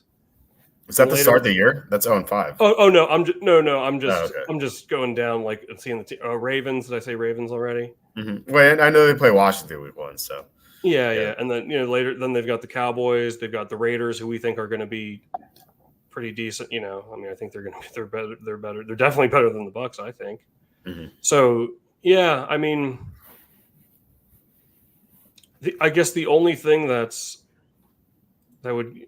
I mean, how many division games do you think they're going to win? I know we harp on this a lot in that division, but they would only need 4 or 5 wins outside of the division, give or take. Would you say? I think they go 2-4 or 3-3 in the division. I think they split with the Saints. I think they split with the Panthers, and they either split or get swept by the Falcons. Yeah, this is a tough one for me. I think I'll have to. I would go with the under. I won't take it myself, but you're right. I'm thinking back to that 9-0 win. Remember that they the last week against Carolina. Yeah. Chark fumbled at the 1. Oh my god. They had another touchdown wiped out by penalty. Yeah, and they needed that game to get in the playoffs. Yeah. So.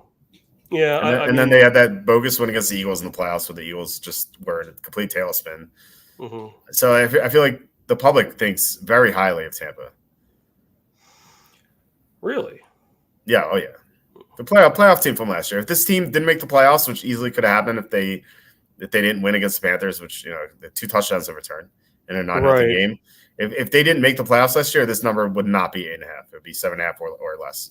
Right, and their playoff win was against the aforementioned most dreadful playoff performance in the Eagles. So any team in the playoffs would have crushed the Eagles. I think so too. So take that for what it's worth. Those of you who are interested in this one. So yeah, what do we got here for Super Bowl odds now? Yeah, but John asking the important question: what team do you think this year's Puka Nacua is? Not the Flyers. So it has to be the Raiders, right, John? Because Puka Nacua was a 5th-round pick and he turned out to be great. The Raiders are kind of like if you're drafting these teams, the Raiders are probably like the public's take them in the 5th round out of 7 rounds here for amongst the teams, and I think they could get first round production here. I don't know. You guys make fun of me with the Raiders. I think they can go 10-7. I love their defense. John says I agree. I think 10-7 is definitely possible. Sorry, go ahead. Sorry, John says Sharps think like you do with the Bucs, the big, for sure. Yeah, this is Tampa. Public is like, oh, Tampa playoff team, they're good. Baker Mayfield revive his career. Mike Evans still great, even though he's 31. New coaching staff, who cares? Like people don't pay attention to that stuff. Sharps love Tampa under. I do as well. All right, let's get to all the more reason to take the Panthers to win the division, man. We will get to that. I promise. Oh, sorry. Okay. I'm jumping. You don't know what it is. So. Okay. I'm chomping at the bit over here. I'm excited. All right, let's keep it going. You're chomping at the bit, like chomp. I say that all the time. Like when you're excited for something, I say like I'm chomping at the bit over here. Yeah. I doubt you've seen Billions, the show. I have no. There was this guy's running for some office or something. I don't know. I forget what office we're running for. It's Paul Giamatti. Paul Giamatti's character is just terrific in that show. Mm-hmm. So he's like he has a speech and he's supposed to say champing at the bit, which is the correct way to say it. But like he's I think it was either him or someone advises him. He's like people are stupid. They're not going to know it's champing. They're going to be confused. So just change it to chopping, even though that is wrong. And so he's like I don't want to say that, but then they convince him, and then he says chopping at the bit. And so I always think of that. Yeah. Oh, that's interesting. Yeah, like if I'm like going off for like a while, like monologuing for a long time, I'll be like, "Whoa, I was chomping at the bit there." Yeah. Or if I'm like excited to do something, like, "Oh, I'm chomping at the bit to like go down there and get something to eat," Yeah. It doesn't have to be. It's very tasty. Oh yeah.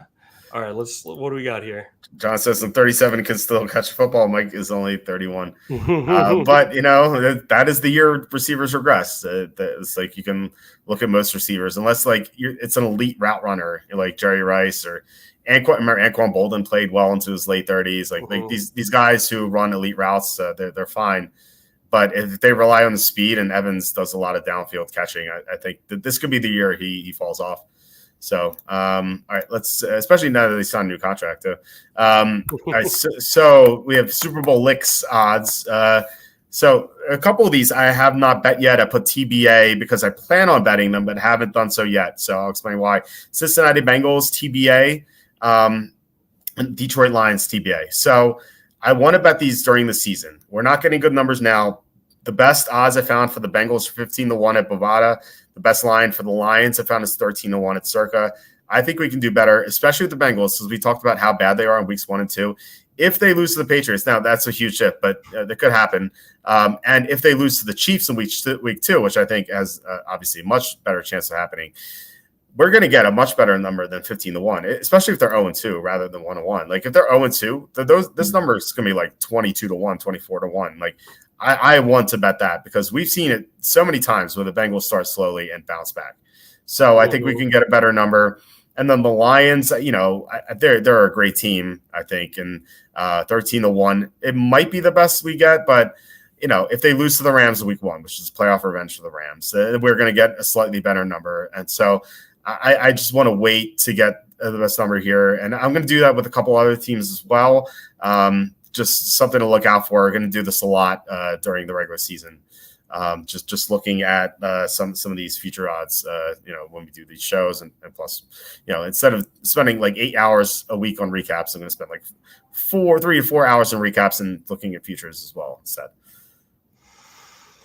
I do like the Bengals, but I tend to when it comes to my Super Bowl futures, I try to take teams that are a little bit of a longer shot. Now the Eagles, well, I mean, it depends what you consider a longer shot. But I think the Eagles are 13 or 14-1 now. So I did say I was going to take them. I do love the Bengals too, though. But I agree. As didn't they start out 1-2 a couple of years ago? Like they tend to not. They started 0-2 2 years ago when they lost to the Steelers in week 1, and then they lost to the Cowboys starting Cooper Rush. Rush, that's right. Yeah, so I agree. They are notorious, and that's as I mentioned earlier, part of why I think the Patriots money line in week 1 is worth a little sprinkle. I would probably wait on this one too. They seem to stay pretty consistent on that front. Yeah. I mean, like I said, 0-2 gives us 22-1 or 24-1. You gotta wait on that. So, so we bring up the Lions. Lions could easily start 6-1, maybe 7-0, given that early schedule. They could, yeah. They also play the Rams in week 1, which I think could be a loss, given that it's a revenge game for the Rams. So, I mean, again, I think 13-1 might be the best we get, but I'm hoping that we get a better number. Like 13-1 doesn't seem great. Like I'd love to get a 17-1, 18-1 if possible. Just and you never know, there could be some injuries. So John says elite route runner equals Stephon Diggs. Bean's an idiot. Yeah, I hear you. He's getting up there in age, but you're right. I mean, Diggs is one of those guys who may not regress. So I definitely hear you on that one. John says Colts are probably my favorite team this year betting wise. I think Steichen is extremely underrated as an offensive mind. I totally agree. So let's get to the Colts. 75-1 here. I found the best I found online was 66-1, but the Westgate and the Circa both have 75-1. This is a team that almost made the playoffs last year, despite their quarterback playing one full game. They had Gardner Minshew play most of the time. Jonathan Taylor held out early, then he came back and then got injured, and then he had to come back again. Their defense improved with Laiatu Latu, number 15 overall. They added to the receiving core with Adonai Mitchell. Their offensive line is outstanding, top 5 in the NFL, in my opinion.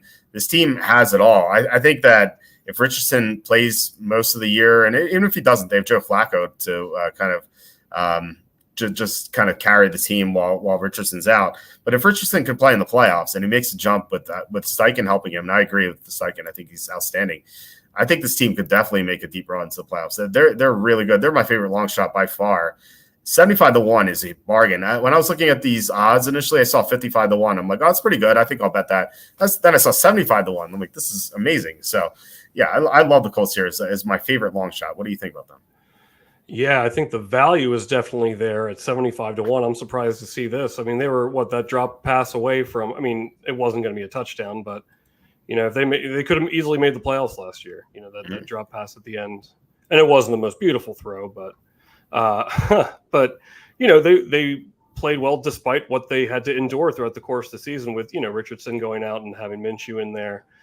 I guess the only thing that I still think it's worth a sprinkle for the just for the value we're getting here. I guess my concern is I do expect, of course, the Texans, and I expect the Jaguars to be pretty good this year. So this team would have to be good enough to grab like I guess there's 3 wild card spots now, right?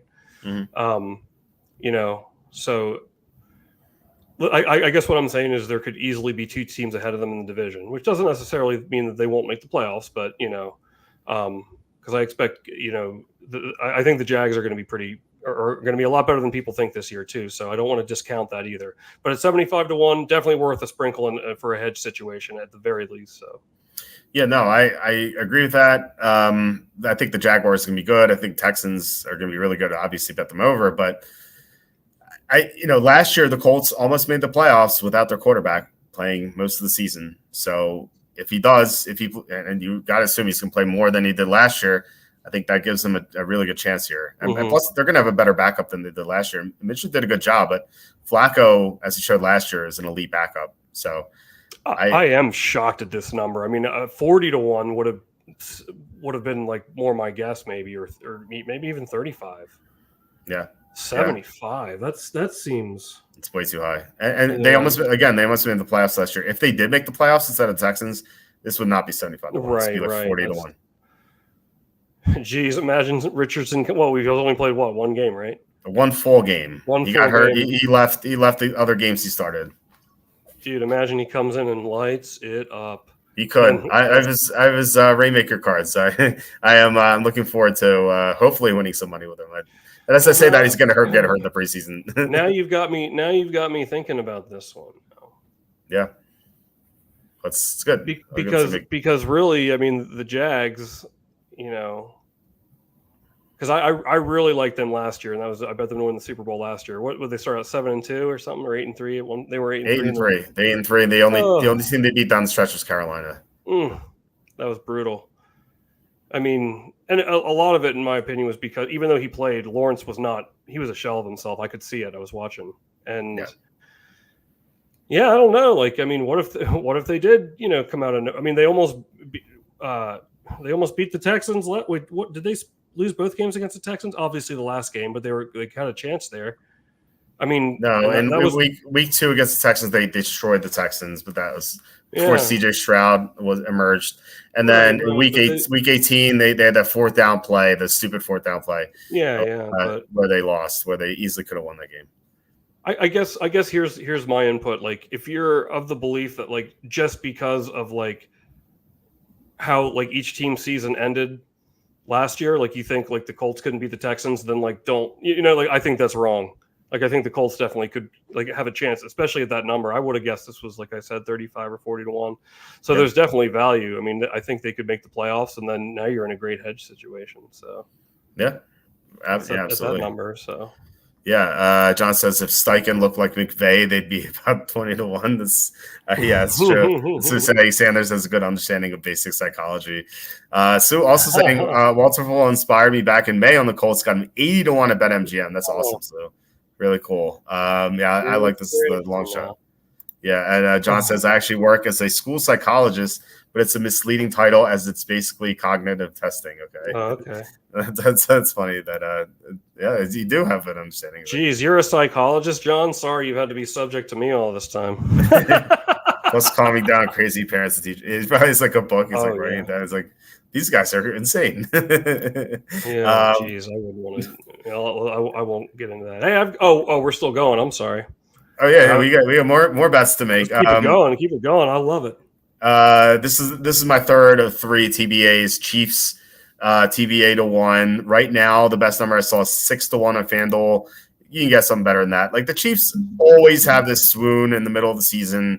Like, last year they lost to the Packers, and then they lost on Christmas to the Raiders, that ugly game where they couldn't score at all.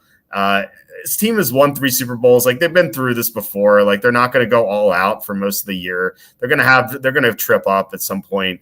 And when they do, I want to pounce on it. I want to get an 8-1 or 9-1, not 6-1. So the Chiefs, to me, a top 2 team in the NFL. So I want to bet them at some point with a favorable number. So I'm just holding it as a placeholder. What are your thoughts on that plan? Yeah, I love the approach. If you are interested in taking the Chiefs to win the Super Bowl, you should definitely do it that way. I'm not. I just think, going back to back is hard enough. 3 in a row. There's just so much that has to happen. But then again, they look so terrible at times, and they had. God, they could have lost so many playoff games too. Like it was so, I can't believe that they won the Super Bowl last year. So anything can happen. I'm never a fan of personally. No matter the situation, I tend to not take the team that won it the previous year, just because it hardly ever happens. Even though, like I said, obviously they won it back-to-back years, but no, I would approach it that way for sure as well too. Yeah, well, think about it this way: when have we had the greatest quarterback plus the best quarterback in the NFL plus best coach combination, true. Except for the Patriots, who did win back-to-back and nearly won 3 in a row. From 2016 to 2018, they beat Atlanta, then they lost to the Eagles, and they beat the Rams. Like they beat the Eagles in between. They win 3 in a row, so they were very close as well. So I think that and now that like Belichick at least had Andy Reid to contend with back then, and now Belichick's gone at least for the time being. Right. No, and your point's taken.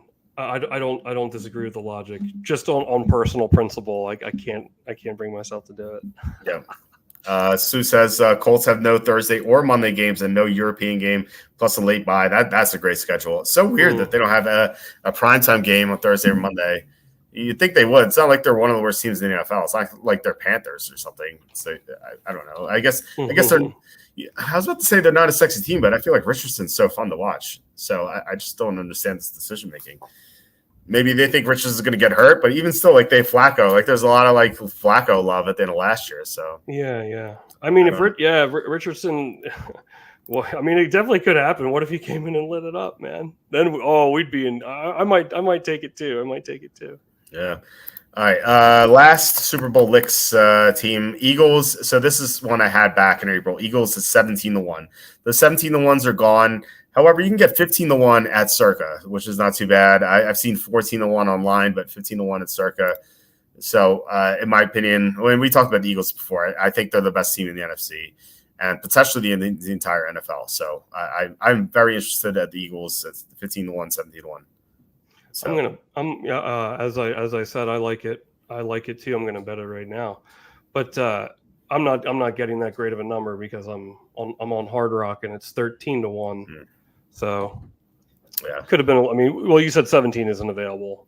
But no. I think I saw it at 14 earlier, but I just took it just now. So you've heard my endorsement already. I think they're gonna and get on them before people catch on that they're gonna be good, because I think that's a very likely scenario.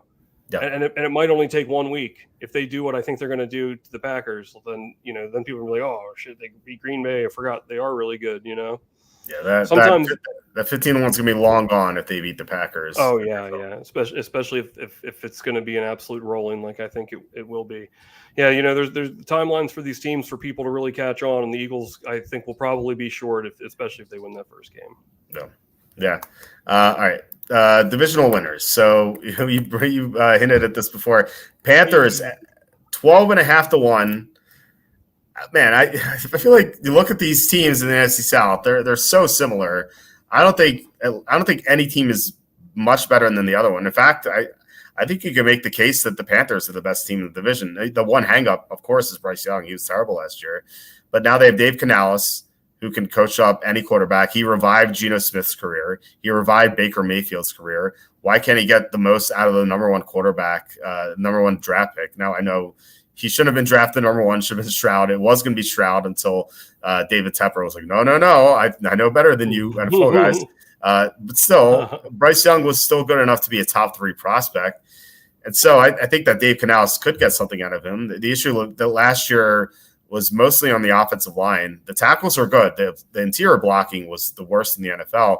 They added a couple of really talented guards, Robert Hunt and Damian Lewis. So their interior blocking is going to be much better this year. They only hold center. And even still, like Austin Corbett could be okay. I don't have high hopes for him, but he's not the worst center in the NFL, I think. And their receiving core is going to be better. They added Deontay Johnson. They added Xavier Leggett, in addition to Adam Thielen, who was a reliable possession receiver last year. So they have a good receiving core, I think, and their defense is not bad. I know they've lost Brian Burns, but they added some replacements. So this team, to me, I think could easily win the NFC South. I think the NFC South is horrible. In my season preview, I had the Falcons winning the NFC South at 7-10. So, I think the Panthers could get to 7 or 8 wins. Why not? I think they could definitely do it. I think they're going to make a big jump this year. 12.5 to 1 is insane. I think it's a fantastic number. I love it. And this is at Bookmaker. So half a unit to win $50 to win $625. I almost went a full unit, but maybe I'll get full unit. I don't know. It's a half unit right now. Walter, I'm looking right now at something. Hang on here. Oh, baby. Okay. Well, while you're looking, so John says their defensive line is horrible.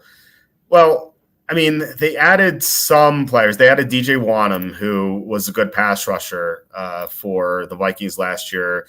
They added Jadeveon Clowney, and you could maybe argue he's not going to be motivated, which is a fair point to make. However, he was really good for Baltimore last year, and who knows, maybe he'll show up. They still have Derek Brown.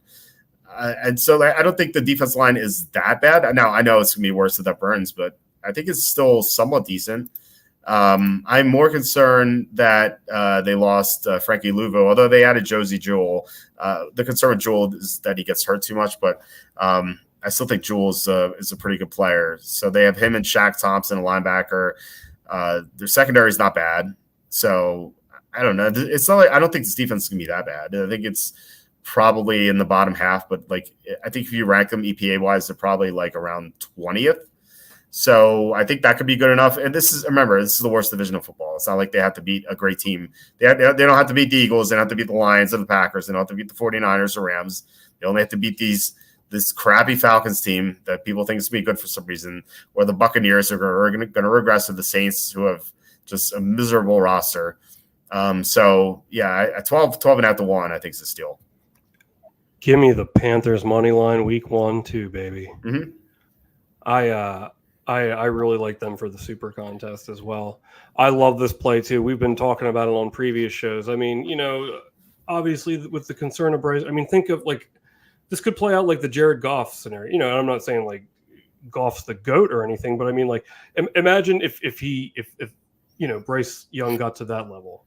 You know what I mean? It can happen, and I know it's tough to be optimistic given, it was pretty rough to watch at times last year, But the Panthers, they did come together a little bit at the end. They played better down the stretch, won a couple games.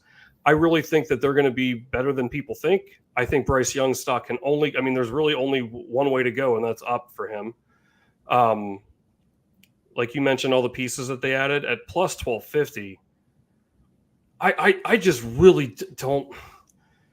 To me, it's either going to be the Falcons or the Panthers that win this division. Mm-hmm. I think something crazy is going to. I don't think the Falcons are just going to be. I don't want to say juggernaut, but this really strong team, like everyone seems to think. I still don't understand. Kirk Cousins used to be like a punching bag among fans. Oh, he sucks. He can't win on primetime. And then all of a sudden he's down there and they're like, oh, the Falcons. It's wait a second. Weren't you just making fun of this guy 2.5 weeks ago? Yep. So I don't know. And just then the Penix thing, I got a lot of questions. And usually when there's a lot of questions surrounding something, it doesn't pan out well. So, and I'm definitely not taking the Bucs with the Saints. Definitely take the Panthers money line week 1 against the Saints. Oh, that'll be a steal, baby. Yeah. It's +5. +5? Yeah. Oh. They're +5 on the spread, yeah. It seems way too high. The Saints are horrible.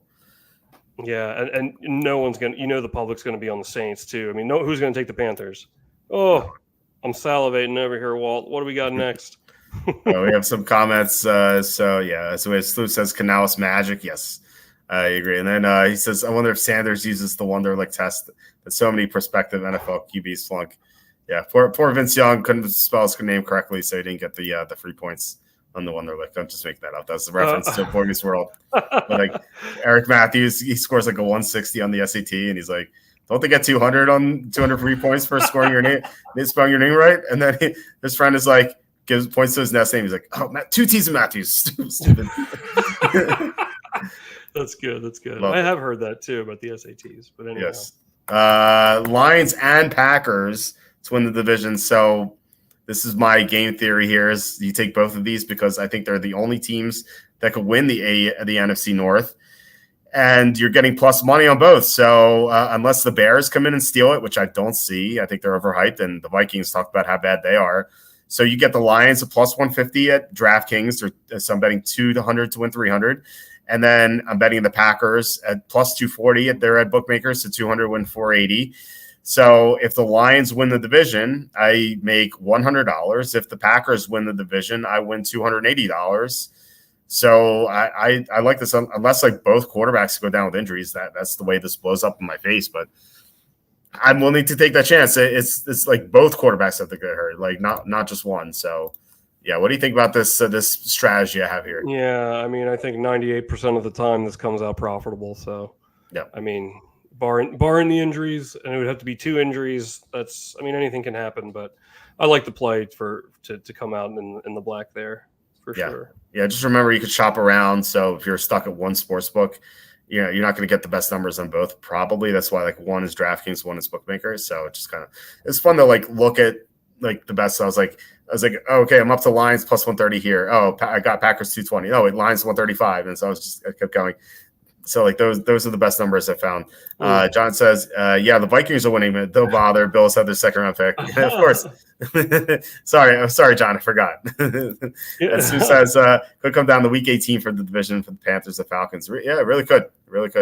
All right, the last divisional winner here, Rams plus 390. I mentioned that I like the Rams a lot already, and I think the Niners could take a step backward. They're the Super Bowl loser. It's a long season that they had. Christian McCaffrey had so many touches. So I think that McCaffrey could be a candidate to either regress or to get injured. Their offensive line is basically held together by like glue with and Scotch tape with Trent Williams there. Like if Trent Williams goes down, that offensive line is going to be so dreadful. And there's talks about Brandon Ayuk maybe being traded. I think that this team could regress. And like I said before, I really like the Rams. So plus 390, almost 4-1. I'm betting 150 to win, 585 at circa. I think it's worth a shot here. I still think the Niners probably win the division, but at almost 4-1 odds, I think the Rams are a nice play. I'm trying to see here. Where's their... I was going to say if they played the 49ers in week 18, then I would like it a little more. Why's that? Because then you might be able to hedge. It could come down. That could, sort of thing. Yeah, I do like your argument for the Rams here. I would have liked to see a little more, maybe like plus 500 or something, but it definitely is possible. They're going to be a lot better than people think.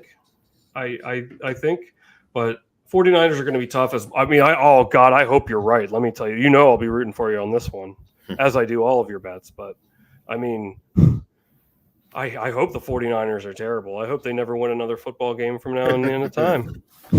I wonder why. With their stupid colors and stuff. No, but I mean, I don't like this enough to take it, but I think it could happen. I'm not like terribly excited about it, but I think it could happen. Okay. Kimmy Kamigo says you should look up the odds on Packers over Lions and Lions over Packers exacta bets. That's a good idea. I'll have to see what I can come up with there. All right, what's next? We have MVP. I only have one bet here. Jalen Hurts, 16-1. So I feel like I'm pot committed here. Like Jalen Hurts, I had him MVP 40-1 2 years ago. I felt so robbed. Oh. He was the front runner. And then he got hurt for 2 games, and the Eagles lost those 2 games, and everyone's like, "Oh, he can't win MVP now because he missed 2 games." I'm like, "Well, the Eagles are 0-2 when he was out of the lineup." To me, that makes the case stronger. Right. It made no sense. Made no sense at all. These voters are so stupid. And last year, he was the front runner at one point when they were 10-1. I think that you look at the Eagles here, if I'm right about them, and I'll talk about that later, like they could potentially have the most wins in the NFL because they play in the NFC.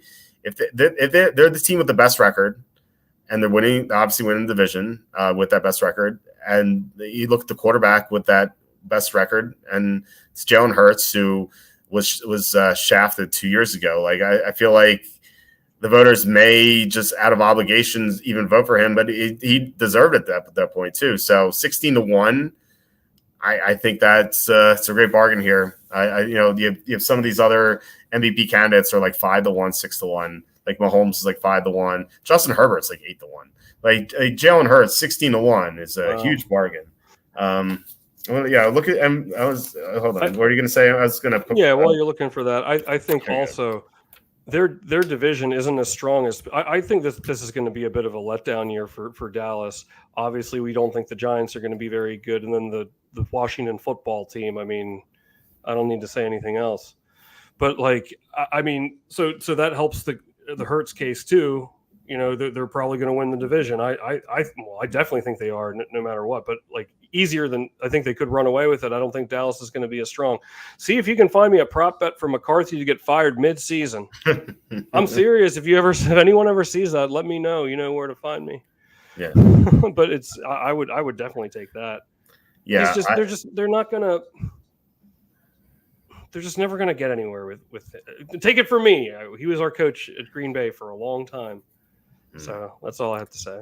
Yeah, I think that'd be a good bet to have first coach fired for McCarthy. I think that could definitely happen. I mean, especially because Jerry Jones wanted to fire him this offseason and was talked out of it. But he wanted to interview Jason Witten. So I don't know. Maybe be careful what you wish for there. Get Jeff Saturday. Yeah.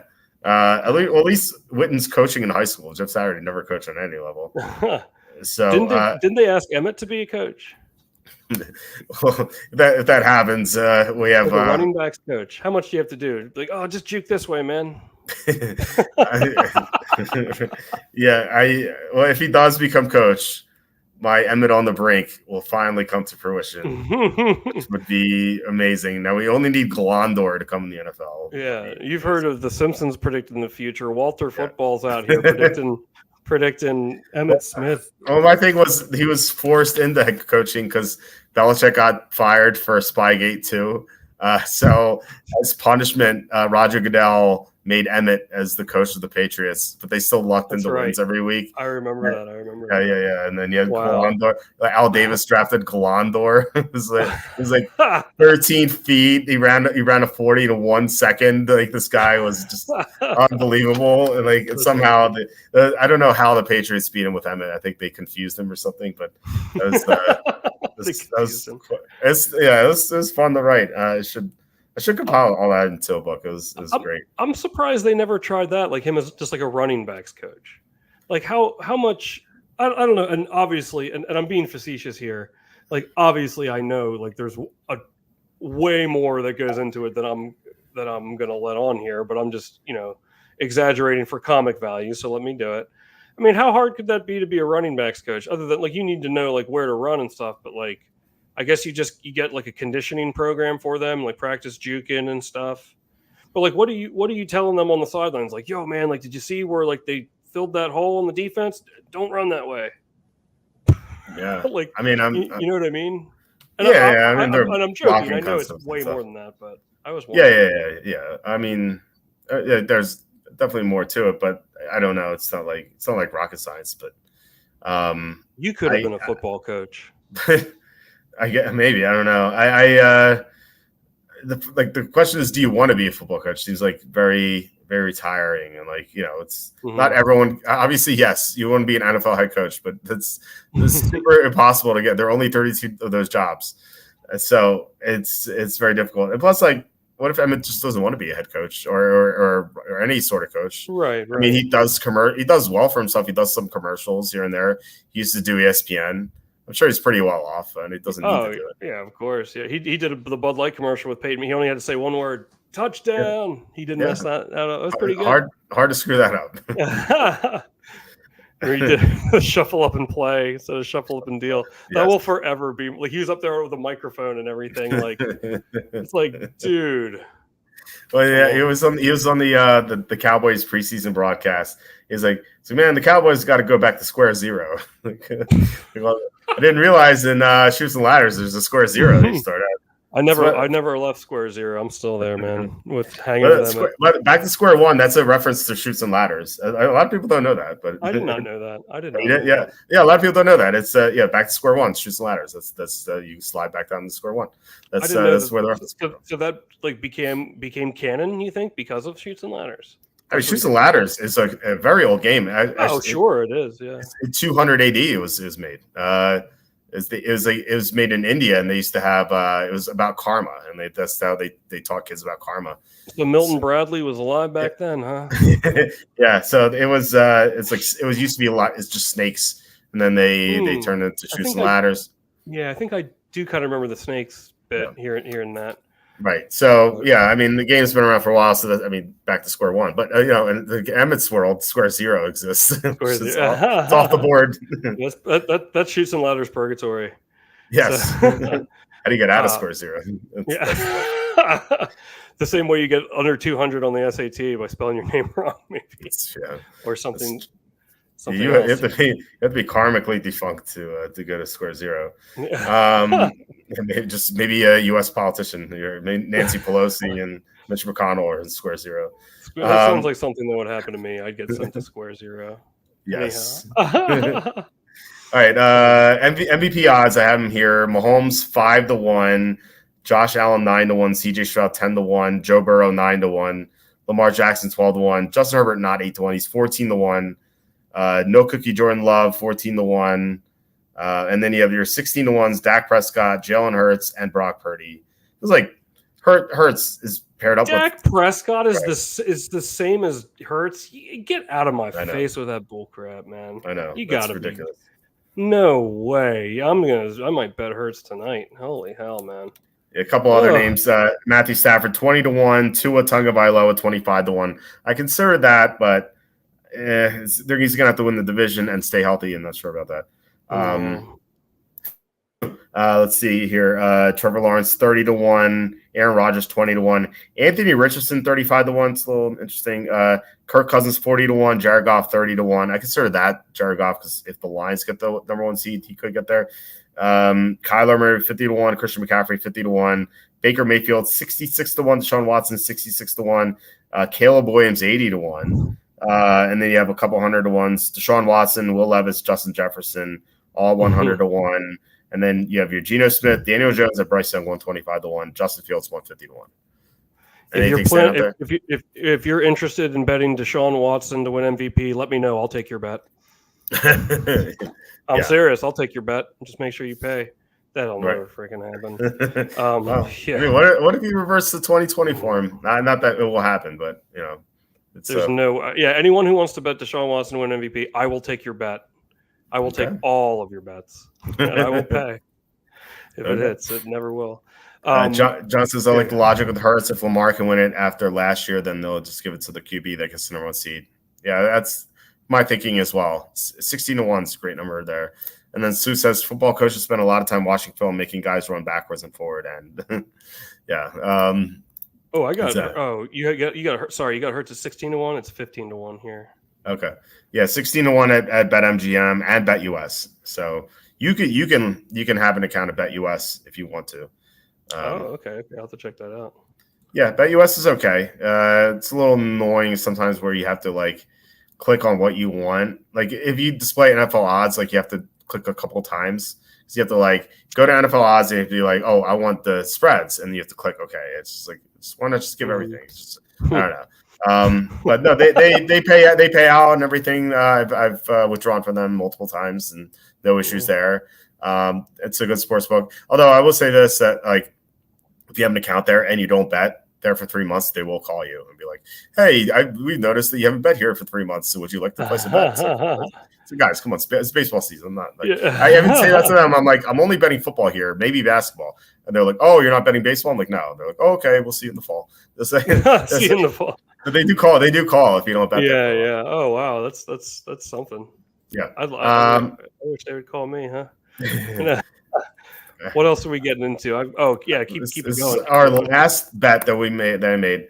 Most NFL wins, Eagles 12-1. Now, this broke my heart a little bit because on the Circa sheet, which they printed out for me, they had Eagles at plus 1750 to have the most wins. I saw that, like my eyes popped out of my head. Oh wow!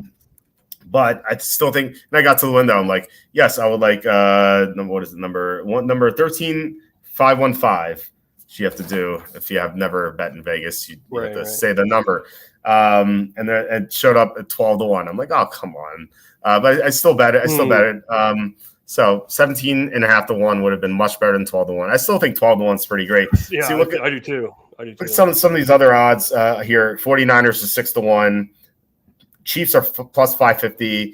Lions are plus 950. Ravens are plus 750. The Texans are 15-1. Bengals are plus 1150. So, I mean, they're right. Like they've higher odds than the Bengals, and the Bengals play in a much tougher conference. So I like this a lot. I really do too. I've harped on what I think of the Eagles enough, so I'm gonna take that one as well. Wow, these are some good. I'm gonna take a handful of yours for sure. I just took Hurts MVP and Eagles Super Bowl. I got to see if they have most wins. I mean, I'll find a way to get it, but yeah. I'm sure you can find sportsbook for that. So yeah, those are the bets I made or will make once I get back to Philly, which I will be back on Monday. So we will be having a show on Tuesday. But yeah, those are my bets. If I have any more, I'll post them later in the summer. But they're not going to be too many more. So yeah, I hope you guys. If you guys play them, I hope you guys have some success with them. Definitely. I've got a few futures here, non-NFL futures. And if you're so inclined, Walt, because I'm interested to see what the numbers are on FanDuel or DraftKings, whatever you have handy there. Okay. Two futures that I took. First one, WNBA, the Indiana Fever to win the championship at 100-1.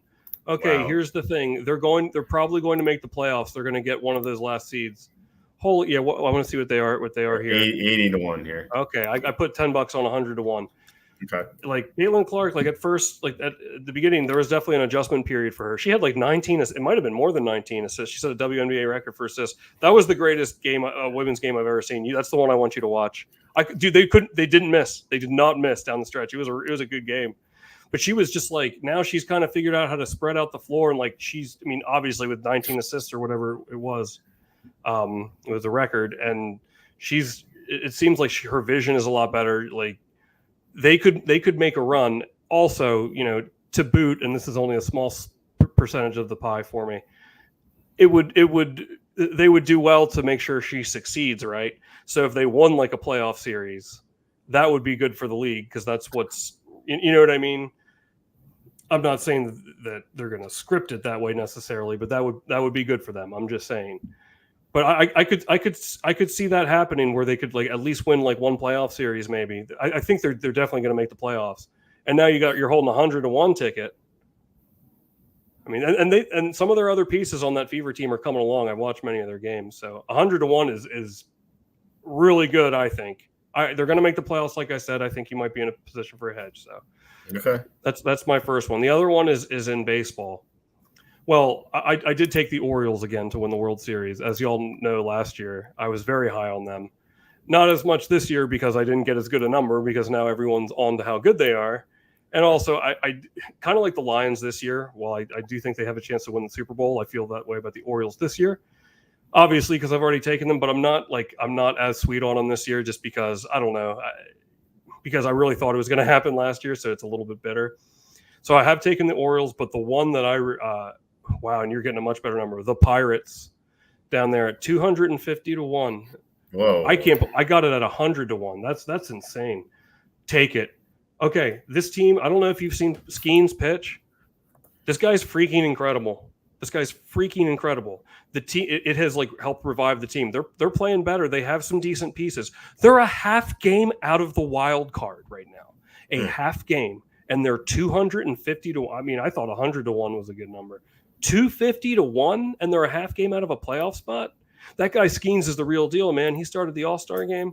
He like striking out everybody. I'm talking everybody. Mm-hmm. So I'm just saying, like, I think they're going to make the playoffs. They last year, because like it's the Pirates. They've been bad for so long syndrome. Mm-hmm. Last year they started out really hot. The beginning of the season they were leading the division, then they fell off in typical Pirate fashion. But I'm telling you what, they have a lot to be excited about with Skeens, and I see them. They beat the Phillies. They had an incredible comeback. They had 2 3-run comebacks against the Phillies yesterday to win the game, to walk off the game, and then they beat the Phillies again today. The Phillies are the best team in baseball. I'm telling you what, and they've been getting hotter lately. 250-1. That's a yeah. Okay, yeah. There you go, Eagle. Perfect. Took the words right out of my mouth. But yeah, I can't believe that number. A half game out of the playoff spot, and they're 250-1. No way, man. I think you got to give it a shot. Okay. So, okay. You've got it primed, ready to go up here. Yeah, $20. Well, I can't bet this until I get back to Philly, but no, maybe I'll find something out here. I don't know. I haven't looked at any baseball odds out here. Maybe I'll see what they have downstairs tomorrow before I go to the pool. Just lay there for 8 hours. Yeah, I really like that, man. Yeah, so 250-1 is interesting, and then you said Indiana Fever 80-1. So yeah, maybe I'll bet that as well. We had a question, Sue, asking about golf. So again, I can't bet this here, and they don't have live betting for golf for some reason in Vegas. So I didn't really look at this. I did look at it a little bit, but I'm like, wait a second, I can't bet this anyway. So so we have Xander, you have Schauffele and Scheffler, the 2 favorites right now, plus 350, plus 360. Billy Horschel plus 550, Sam Burns plus 850, Justin Rose 850, Russell Henley 900, Tristan Lawrence 14-1, Daniel Brown 22-1, Shane Lowry 25-1. Then you have Adam Scott 45-1, Justin Thomas 50-1. So let's look at the standings and see how everyone's doing in this tournament. We have it's very tight, very tight. Billy Horschel leading at 4-1, 4 under. Yeah, Xander 3 under, Henley 3 under, Burns 3 under, Tristan Lawrence 3 under, Justin Rose 3 under, Daniel Brown 3 under, Scotty Scheffler 2 under, Shane Lowry 1 under, and then an even par you have Adam Scott, Justin Thomas, and Matthew Jordan. So Jordan Matthews is an NFL receiver. And Matthew Jordan. Yeah, this is so tight, man. And this course is a nightmare. I saw Rory McIlroy shot like 12 over. He didn't make the cut. Bryson DeChambeau, who won the U.S. Open, he shot 11 over. He didn't make the cut. Ludwig Åberg, who a phenomenal golfer, almost won the Scottish Open last week. He shot 9 over, didn't make the cut, or maybe it was 11 over. Wyndham Clark, who won the U.S. Open last year, 16 over. He didn't make the cut. This course is so tough. Like players could just blow up. Shane Lowry was 7 under heading into Saturday. He shot a +6 today. He went down for first and ninth. Just killing my Rainmaker lineup, which was 6th place heading into Saturday. Now it's like 40th. So yeah, I mean, I would think that Xander and Schauffele and Scheffler are the 2 best golfers in the world. Or at least on PGA. You could argue DeChambeau is maybe better than Schauffele, but I think on PGA Tour, Scheffler, are the top 2 golfers, and I think they're much better than anyone at the top here. Now, I do like Sam Burns as well. I think if you're going to take someone who's not Scheffler or Schauffele, and by the way, Slew 43, I just saw 433. Thank you so much, Slew. He said Horschel -4 and 6 at -3. What's a dude? Can't just watch. Okay, so let's go back to the odds. I take Lowry. To take Lowry 25-1. Ooh, I would take Lowry. Yeah, I mean he's only 3 back, and it's not like Billy Horschel's a great golfer or anything like that. He's not bad. He's pretty good. He's not like you want to avoid like the bad golfers here. Who the bad golfers you ask? Daniel Brown. He was leading for a while, and I was like, man, I wish I could short this guy. Look at this. Look at the shape here he has here. He is the worst at scrambling, and he's not even on PGA Tour. Like this guy is. Look at these results. This is his European Tour, not even PGA. Cut 61st. How's this guy up here? This makes no sense. So don't bet Daniel Brown. He's horrible. Tristan Lawrence, who's a South African here, he is not on PGA Tour either. Now he had a second place at the European Open, but cut 21st, then second, 48th, cut 36th, cut. This guy's not good either. So there's no reason to bet Tristan Lawrence. Justin Rose is 43 years old. I don't know if he's going to have the stamina to do this. He has a lot of experience. He used to be a really good golfer. He won the U.S. Open in 2013. He's won on tour 10 times. This is like, look at the results this year. It's cut 68th, cut 32nd, a 6th, 52nd, 44th, cut. This guy is past his prime. He could easily just struggle on day 4. So Shane Lowry is really good. He's 13th in the FedEx Cup standings. As you can see, approaches his best. I liked him heading into this weekend. I thought about betting him at 45-1, I think, or maybe 50-1. I didn't pull the trigger, which I was really salty about until today. I was like, okay, I'm glad I didn't do it because I'd be really tilted right now. But yeah, he won the Zurich a lot. That was a team event with Rory, but still. He's done well at these majors. He finished 6th at the PGA Championship, 19th at the U.S. Open. This is a good course for him because you need elite iron play to do well here, and you need to be accurate, and he's good in both regards. So Lowry could for sure rally back and win. Now, he had a +6, but he could bounce back for sure. So I like him. I like Sam Burns as well. If you look at his standings, or like in the results, like you see this in the middle of the season. He had a great start, 6th, 10th, 3rd, 10th. Then he had this horrible swoon, and then he just kind of rebounded here. You're like, what happened here? Well, he had his first child, I think, was born around here. And so he kind of struggled there because I imagine he wasn't getting much sleep. But now he seems to be back on track, and he's a really talented golfer. So if you're just looking at the odds, he's not as good as Scheffler and Schauffele, but plus 850. Like he's the same price as Justin Rose. He's better than Justin Rose. Now, Russell Henley is the interesting guy, another interesting guy, I think. I thought he projected really well for this course. Look at this. Like he has no power. You don't need power at this course. You just need pinpoint accuracy and great iron play, and that's what he has. He's very accurate, great iron play. He's 21st in the FedEx Cup standing, so he's done well this year. He's had 3 4th-place finishes, 7th at the U.S. Open. And 23rd PGA Championship, which requires a lot of power. It wasn't even a good course for him. So this guy can certainly win it. So if you're betting for value, I think I would consider Lowry, as you said, 25-1. And then I would consider one of Burns or Henley, plus 850 or 9-1. That is what I would do. And then but then again, Scheffler and Schauffele are the favorites to win. However, the plus 350 plus 360 is not good value. So it's tough to fade both. If it was just one of these guys up here, I'd be more confident. But with the Burns or Henley, I think those are both decent bets. But you have to dodge both these guys. Like that's terrifying to me. But Burns and Henley are good golfers, and they could get it done. So I would consider one of them, whoever you feel stronger about. Let me just look. They're both -3, right? What time does this start? I'm looking at DraftKings. It says today at 2:35 a.m. Eastern. Yeah, it's going to start in an hour. Are you serious? Yeah, it's the British Open. It's 7 a.m. I didn't know that. Let's put a lineup together, man. That's what. Well, you can do a lineup. I just can't enter it here. Oh yeah. Oh, we can do it afterwards. Why not? Why not? Might as well do it on here. So. We're looking at why do I have Harmon up? So we're looking at I think they're both 3 under, correct? If I remember. Yeah, Henley -3, Burns -3. this says Henley. It's interesting here, right? So it says Henley has an 11.6% chance to win. Burns 10.3%. However, if you look at the odds, you have Burns at plus 80, 850. Henley is 9-1. So I would take Henley 9-1. That's the guy I would roll with. I think he can certainly win. Actually, I mentioned his name on the Tuesday show with the golf guys.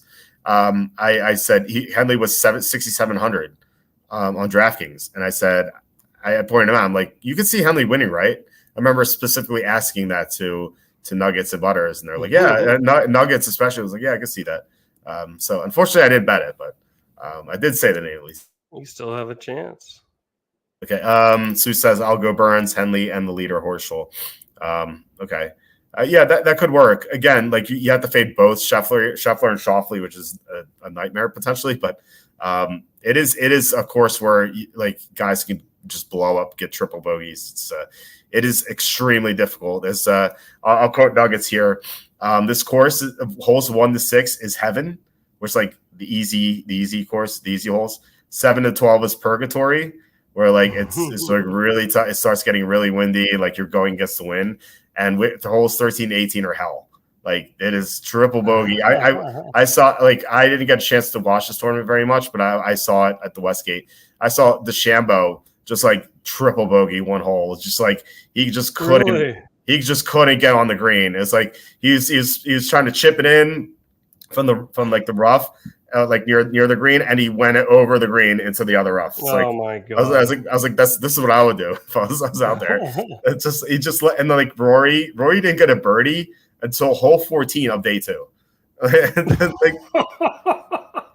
that sucks. He's the number 3 golfer in the world, and yeah, he couldn't get, or on PGA Tour at least. Yeah, he couldn't get a birdie until his 32nd hole on this course. So this is a course where you can easily go +6. Anyone can get blown up, which is why you really need to favor the very accurate guys. That's why I if you gun to my head, you're like, who's going to win this tournament? I think it's me, Xander. I think he's super accurate, but Scheffler is great with his irons. So you're talking about like Xander's the most accurate, Scheffler is the best with his irons. So pick and choose. I feel like both are extremely important. Phil Mickelson, I mentioned this on the Tuesday show. Phil Mickelson, when he finished second at this tournament in 2016 at the Royal Troon, this is where the course is being held, or the tournament's being held in this course. He was hitting from the tee box. He was using his irons off the tee box. Like he just wasn't using his driver at all. That's and it worked for him. He finished second. Like he almost won. So yeah, this is in my opinion, it's the toughest course on tour this year. Well, it would seem that way because we don't see a bunch of mini golf scores like we do. No. It's like -23. Yeah, that's how you know. No, it's tough for sure. I've got Henley, Horschel, and Lowry so far. I definitely want Lowry. I have a weird feeling that he's going to do well. Okay, in your lineup, hold on. To Sue saying MGM Caesars Bet 365 all offering 25 to 30% odds boost. Okay, that's pretty good. Lucky boy. Yeah, I wish I were in a state where I could bet these things. Unfortunately, you can't. Nuggets like Xander. Yeah, I like Xander as well. It's gonna be hard to get him in there with. Yeah, I didn't like Scheffler for this tournament just because he doesn't play links courses very well, and Xander does. Mm-hmm. So yeah, I gun to my head, I would choose Xander as well. Yeah. All right, so let's pull up a DraftKings lineup, even though I can't make one. I wonder if they'll let me show this. Hold on. Let's go to lobby. Yeah, I imagine all the tournaments are filled. Yeah, 2:35 a.m. Anything open? Are there any? It's like the tournaments are filled basically. $13. Really? There's nothing to do here. I know there's nothing like that tempting, but I did like a free one with like crowns. I handed in 550 crowns for like a $1 entry one just for fun. So if you're going, let's go Henley 7,900. Henley and Lowry, I definitely want. Lowry's 10,000 is a lot.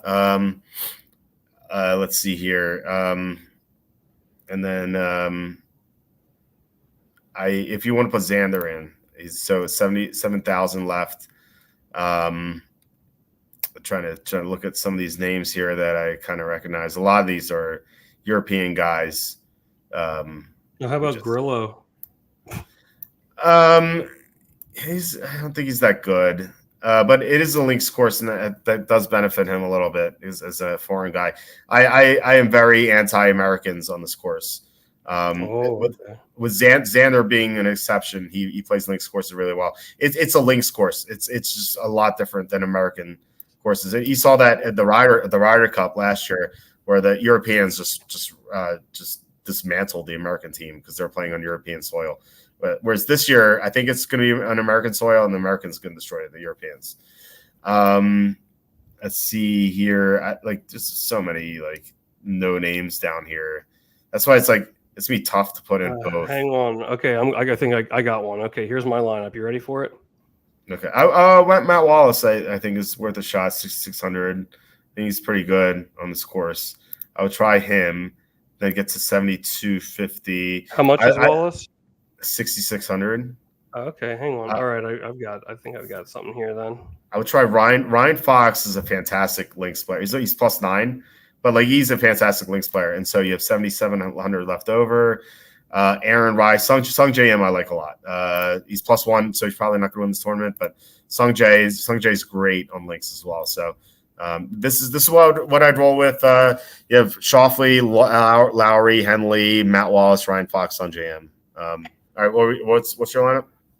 All right, I've got Grillo, Henley, M, Lowry, Schauffele, Wallace. Okay, yeah, we're pretty similar there. So. I'm gonna stick with that, and hopefully I win the $50. This will be the one that I get first place on. Those are always anytime I get first place, it's like the win is like $50 or $100 in the smaller contest. It always. That's what happens. Yeah. One day. I've come very. I mean, well, I've had some high finishes in hockey, as you know. Yeah. But I remember I got when it was me, you, and Jacob on the call 2 years ago, a super contest on a Friday night, and I got second. That was awesome in a contest. I remember that. Yeah, hockey I was good at, but golf I've put together a couple lineups. I mean, but all thanks to you. And but I don't know, football, I've just never been very good at it. Basketball, every now and then I'll get a decent lineup going, but I don't know what it is. NFL, I've just never been good. That's all I have to say about that. Yeah, and NFL is a lot of variance in football with the touchdowns. I told the story before last year in Week 18. I had this lineup put together. I had at the last second, I took out James Conner in favor of Zamir White, the Raiders. They're about the same price. I think White was $100 cheaper. And the reason I did that was because I was listening to these pregame shows you have on YouTube, the DFS shows. And they're like, James Conner is going to be so highly owned today. I was like, okay, yeah, it's probably true. So I pivoted to Zamir White.